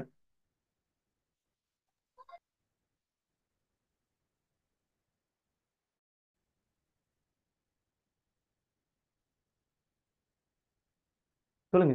டிவிஷன் நம்பர் 4 என்ன, ரைட். இந்த 4வது டிவிஷன் நம்பரை நீங்க என்ன செய்யலாம், இந்த இடத்துல ஐசிடி ஆபீஸ் இதுல போட்டிருக்கிற ராஜ்ங்கிற engineer. அப்ப இந்த கியூங்கிற இடத்துக்கு ஆன்சரா வர வேண்டியது நம்ம புதுசா சேர்க்க இருக்கிற 4வது பிரிவு இல்லையா? 4வது பிரிவு ஆன்சரை நம்ம போட்டோம்னா ஓகே இருக்கும். ரைட். இப்ப அடுத்த மெயின் ரைட். இப்ப கீழே வந்து 5வது கேள்வி, அதாவது 2018ஆம் ஆண்டு வந்த பார்ட் 2ல 5வது கேள்விக்குள்ள இருக்கிற இந்த கேள்வி கொஞ்சம் பார்ப்போம். ரைட். 8 மணி வரைக்கும் நம்மளோட டைம் இருக்கு. இன்னொரு 5 மினிட்ஸ் வரைக்கும் நம்ம இது வரைக்கும் கேள்வி பார்க்கணுமோ அந்த கேள்வி வரைக்கும் நம்ம பார்ப்போமா. ரைட், இதுல நீங்க பாருங்களேன், முதலாவது கேள்வி, அதாவது 5வது கேள்விக்குள்ள முதலாவது கேள்வி தொடங்குறதுக்கு முதல் நாம் என்ன செய்ய வேண்டாம், இந்த கேள்விக்குள்ள இருக்கக்கூடிய அந்த விஷயங்களை கொஞ்சம் வாசி விலையும் கொள்வோம். 5வது கேள்வியை வாசிப்போம். பின்வருவது ஒரு வியாபார தகவல் முறை தரவு தளத்தின் ஒரு பகுதியினை கொள்க. இவ்வியாபாரத்துக்கு நாட்டின் பல்வேறு பகுதிகளில் உள்ள சில பாடசாலைகளில் கடைகள் உள்ளன. இப்ப கீழே வந்து தந்திருக்கிறாங்க. 3 அட்டவணை தரப்பட்டிருக்கு. அந்த அட்டவணை 3ம் ஒரு பொதுவான ஒரு பாடசாலையில இணைக்கப்பட்டு இருக்கிற ஒரு சில வியாபாரத்தோட தொடர்பான சில அட்டவணைகள் வந்து காட்டப்பட்டிருக்கு. ரைட், இப்ப நம்ம கீழே இருக்கிற அட்டவணையை பார்த்தா தான் வழங்கும் அது என்ன வகையான அட்டவணைன்னு சொல்லி காட்டவங்க. இப்ப இதுல வந்து என்ன செய்யறாங்கன்னா, முதலாவது அட்டவணை விற்பனை அட்டவணை தரப்பட்டிருக்கு. அதாவது அந்த குறிப்பிட்ட பாடசாலை ரீதியாக விற்கப்படுகின்ற பொருட்களோடு சம்பந்தப்பட்ட விவரங்கள் காட்டப்படக்கூடிய ஒரு விற்பனை அட்டவணை அது காட்டப்பட்டிருக்கு. 2வது வகுதி அட்டவணைன்னு காட்டப்பட்டிருக்கு. வகுதி அட்டவணை என்ன பிரக்கெட்ல போட்டிக்கிறாங்க, என்னது கேட்டகரி டேபிள். வகுதி என்ன சொன்னா கேட்டகரிங்கிறத வந்து நம்ம மீன் பண்ணலாம்.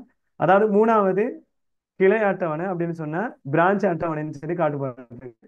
பிரான்ச் அட்டவணைன்னு சொன்னா ஒவ்வொரு பிரான்ச்சையும் ஆட் பண்ணிட்டு அந்த பிரான்ச்சுக்கு வந்து என்ன செய்றாங்க, ஒவ்வொரு ஐடி கொடுத்துட்டு அவங்க என்னென்ன கேட்டகரிக்குள்ள வந்து அந்த பொருட்களை விற்கலாம் வாங்கலாம்ங்கிறத வந்து என்ன செய்யறாங்க, ஏபிசி மூலமா காட்டப்பட்டிருக்கு. இந்த 3 அட்டவணையை நம்ம என்ன செய்யணும்னா ஃபர்ஸ்ட்டுக்கு அடையாளப்படுத்திட்டோம். இப்ப கீழே வந்து முதலாவது கேள்வியை வந்து நம்ம பார்க்கலாம். இந்த இரு அட்டவணை, அதாவது மேல தரப்பட்ட அட்டவணைகள்ல இரு முதன்மை சாவிகளை அடையாளப்படுத்துங்கன்னு சொல்லிக்கிறாங்க. இப்ப நீங்க சொல்லுங்க பாப்போம், மேல காட்டப்பட்டிருக்கிற அந்த அட்டவணைக்குள்ள என்னென்ன முதன்மை சாவியை அடையாளப்படுத்தலாம்? நீங்க பேசுங்க கொஞ்சம். மேல வந்து விற்பனை அட்டவணை காட்டப்பட்டிருக்கு, வகுதி அட்டவணை இருக்கு, கிளை அட்டவணை இருக்கு. எந்தெந்த அட்டவணைக்குள்ள என்னென்ன முதன்மை சாவியை தெரிவு செய்யலாம்?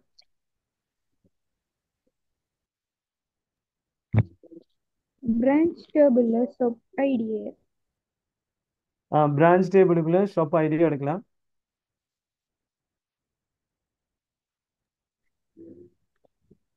கேட்டகரி டேபிள்ல கேட்டகரி கேட்டகரி டேபிள்ல கேட்டகரி எடுக்கலாம். இந்த சேல்ஸ் விற்பனை டேபிள்ல சொல்லுங்க, சேல்ஸ் டேபிள்ல ஷாப் ஐடியும் சாரி ஷாப் திரும்ப ஐடியும் சொல்லுங்க. ஷாப் ஐடியும் மந்தையும் வந்து சேர்த்து எடுக்கலாம் வேணும். ரைட், இப்ப இந்த இடத்துல நம்ம 3 வகையான முதன்மை சாவிகளை தெரிவு செய்யலாம். 3 வகையான முதன்மை சாவியில முதலாவது நம்ம நேரடி அடையாளப்படுத்தக்கூடியதான் நம்ம முதலாவது என்ன செய்யணும்னா எழுத பார்க்கணும். அப்படி பார்க்க போகல இந்த கிளை அட்டவணைங்கிறது ஒவ்வொரு பிரான்ச்சு தானே வந்து அடையாளப்படுத்துறாங்க. அப்போ ஒவ்வொரு பிரான்ச்சுங்கிறது இந்த இடத்துல ஏபிசி காலேஜுக்கு வந்து ஒரு ஐடி கொடுத்துருக்காங்க, பிக்யூஆருக்கு ஒரு ஐடி கொடுத்துருக்காங்க, எக்ஸ்ஒய் செட்டுக்கு வந்து ஒரு ஐடி கொடுத்துருக்காங்க. அப்போ இந்த 1 2 3ங்கிறது வந்து ஒரு தொடர்ச்சியான முறையில வாரத்தால நமக்கு இந்த பிரான்ச் டேபிள் ஒரு முதன்மை சாவியை என்ன செய்யலாம், இந்த ஷாப் ஐடியை வந்து தெரிவு செய்யலாம். அதே மாதிரி கேட்டகரி டேபிளுக்குள்ள இந்த கேட்டகரி நேரடியாவே விளங்குது, ஏபிசின்னு ஒரு ஆர்டர்ல இருக்கு. அதே மாதிரி பக்கத்துல இருக்க இந்த ஐட்டம்ஸ்ங்கிறது அந்த ஒவ்வொரு கேட்டகரிக்குள்ள தங்கி இருக்கிற பெருமானங்களா இருக்கு. அப்ப நாம இது கஷ்டப்படுத்தவில்லை, நேரடியா வந்து அண்டர்ஸ்டாண்ட் பண்ணக்கூடிய மாதிரி இருக்கு. இந்த ரெண்டு டேபிளுக்குள்ளேயும் நேரடியாக அந்த ஐடி அடையாளப்படுத்தலாம். ஆனா விற்பனை அட்டவணைக்குள்ள நம்ம முதன்மை சாவி அடையாளப்படுத்தணும்னு பார்த்தா இந்த ஷாப் ஐடியை தனியாக எடுக்கலாம்னு பார்த்தா அதுக்குள்ள 001 2 தடவை வரப்பட்டிருக்கு. அப்ப அதுக்குள்ள நம்ம என்ன செய்யறது, தனியா வந்து என்ன செய்யலாம், ஒரு முதன்மை சாவை அடையாளப்படுத்தலாம். அதே மாதிரி மந்த்துக்குள்ள ஜனவரி மார்ச் டிசம்பர் இதுல எது வந்திருக்கு, திரும்ப மார்ச்ங்கிற தரவு திரும்ப 2 தடவை வந்திருக்கு. அப்ப நம்ம திரும்ப அது வந்திருக்கிறதால நம்ம என்ன செய்யறது, இந்த மந்தையும் தனியாக ஒரு முதன்மை சாவியா எடுக்கலாம். அப்ப இந்த இடத்துல விற்பனை அட்டவணை பொறுத்த வரைக்கும் ஷாப் ஐடி அதே நேரத்துல மந்த் இந்த 2 தான் சேருமான சாவி மூலமா உருவாக்கலாம்.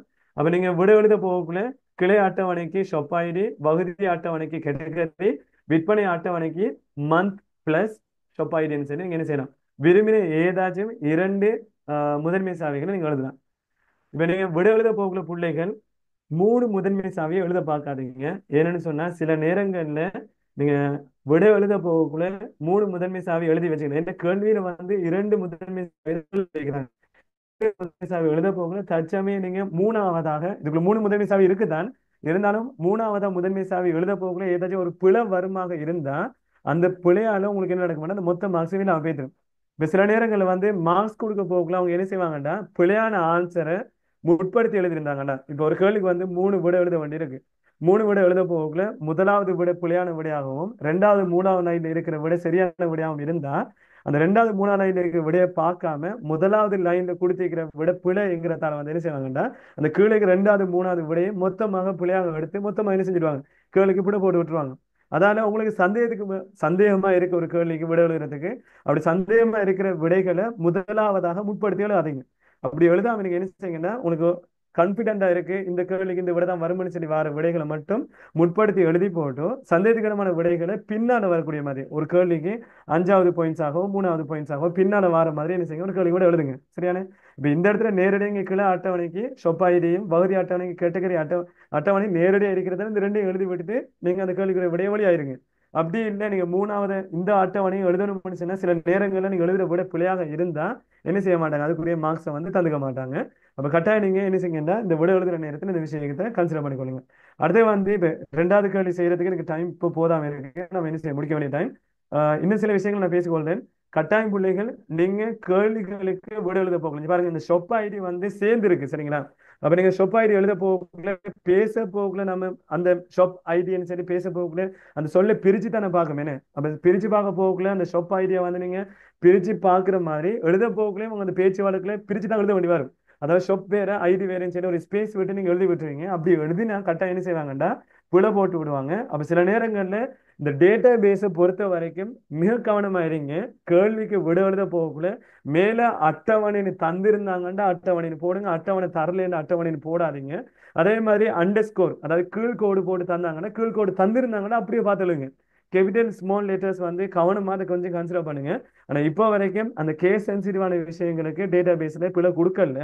ஆனா கேஸ் சென்சிட்டிவான விஷயங்கள் இதுக்கு பின்னால பிழை கொடுக்க வேண்டிய தீர்மானம் எடுத்தாங்கன்னா சில நேரங்களில் நீங்க மார்க்ஸ் இழக்க வேண்டியிருக்கும். இப்ப 1வது எழுத்து கேபிட்டலா இருக்கு அப்படின்னு சொன்னா நீங்க விட எழுத போகக்குள்ள கொஞ்சம் கவனமா ஒவ்வொரு டேபிளுக்குள்ள இருக்கிற ஒவ்வொரு தலைப்புகளையும் நிதானமா வாசி அதே மாதிரி பார்த்து பார்த்து எழுதுங்க. ஏன்னா உண்மையிலே டேட்டா பேஸ் கேள்வி தான் இருக்கக்கூடிய எல்லா கேள்விகளையும் மிக இலகுவான கேள்வி.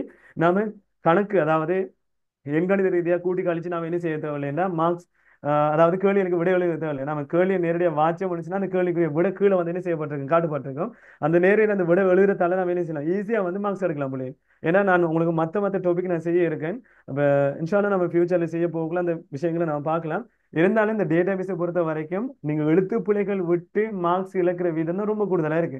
அதால அந்த அண்டர் ஸ்கோர் போடுறது கேஸ் சென்சிட்டிவான விஷயங்கள் அதாவது கேபிட்டல் ஸ்மால் லெட்டர்ஸ் போடுறது அதே மாதிரி மேல வார்த்தை இல்ல கீழே அந்த வார்த்தை நீங்களா சேர்த்து எழுதுறது அப்படியான விஷயங்களை தவிர்த்து கொண்டீங்கன்னு இன்ஷால்லா உங்களுக்கு கட்டாயம் என்ன நடக்கும்னா நல்ல மார்க்ஸ் கிடைக்கக்கூடிய வாய்ப்பு இருக்கு. இப்ப இந்த 2018க்கு கீழே இருக்கக்கூடிய மற்ற கேள்விகளை நம்ம எதிர்காலத்துல நம்ம செய்வோம். இன்னொரு குரூப்ல வந்து டைம் டிசைட் பண்ணிட்டு இன்ஃபார்ம் பண்ணுவேன். நீங்க கொஞ்சம் பிள்ளைகள் உங்களுக்கு இன்னொரு கிளாஸ் உங்களுக்கு செய்ய வேண்டி இருக்குன்னு சொன்னா நீங்க கொஞ்சம் கரெக்டாக இன்ஃபார்ம் பண்ணுங்க எந்த தலைப்புல உங்களுக்கு கிளாஸ் செஞ்சா நல்ல சொல்லி. இப்போ உங்களுக்கு இருக்கு தானே இப்போ எக்ஸல் கேள்வி இருக்கு, அதே மாதிரி ஃப்ளோ சார்ட் கேள்வி இருக்கு, பஸ்கால் இருக்கு, அதே மாதிரி HTML இருக்கு, அதே மாதிரி இன்னும் 2 3 பாட்டு இருக்கு. உங்களுக்கு எந்த தலைப்புக்குள்ள உங்களுக்கு சில கேள்வி செய்ய வேண்டியிருக்கு இல்லாட்டி தியரி பாட்டு சிலது விளங்கப்படுத்த வேண்டிய கட்டாயம் நீங்க குரூப்ல வந்து ஷேர் பண்ணுங்க. அந்த எடுத்து நீங்க நிறைய பேர் எதை கேட்குறீங்களோ அதுக்கு ஏற்ற மாதிரி நான் விளங்கப்படுத்துறதுக்கு உதவியா இருக்கும். ரைட், இப்போ இன்றைக்கு பார்த்த வரைக்கும் நம்ம இதோட இன்ஷால்லா நம்ம அடுத்த கிளாஸ் வந்து முடிச்சு கொள்வோமா சார். Thank you sir. Okay dear students, முக்கியமான விஷயம் உங்களுக்கு தெரிஞ்ச நண்பர்கள் நண்பிகளுக்கு அவ்வளோ செய்யக்கூடியவர்களுக்கு ஷேர் பண்ணுங்க. உங்களோட எவ்வளோ சப்போர்ட்ஸ் இருக்குதோ அதை வச்சு தான் அடுத்தடுத்த கிளாஸஸ் நாங்கள் அரேஞ்ச் பண்ணோம். உங்களோட ஃபீட்பேக்குகளை எங்களுக்கு chat பாக்ஸில் சொல்லலாம் அல்லது இண்டிவிஜுவலாக வாட்ஸ்அப்பில் எங்களுக்கு அனுப்பக்கூடியதாக இருக்கும்.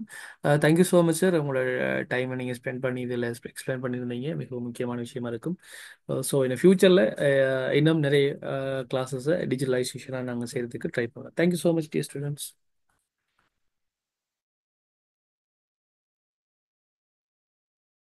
உங்களோட ஃபீட்பேக் chat பாக்ஸில் போடுங்க டியர் ஸ்டூடெண்ட்ஸ் அல்லது வாட்ஸ்அப்பில் மெசேஜ் பண்ணுங்க.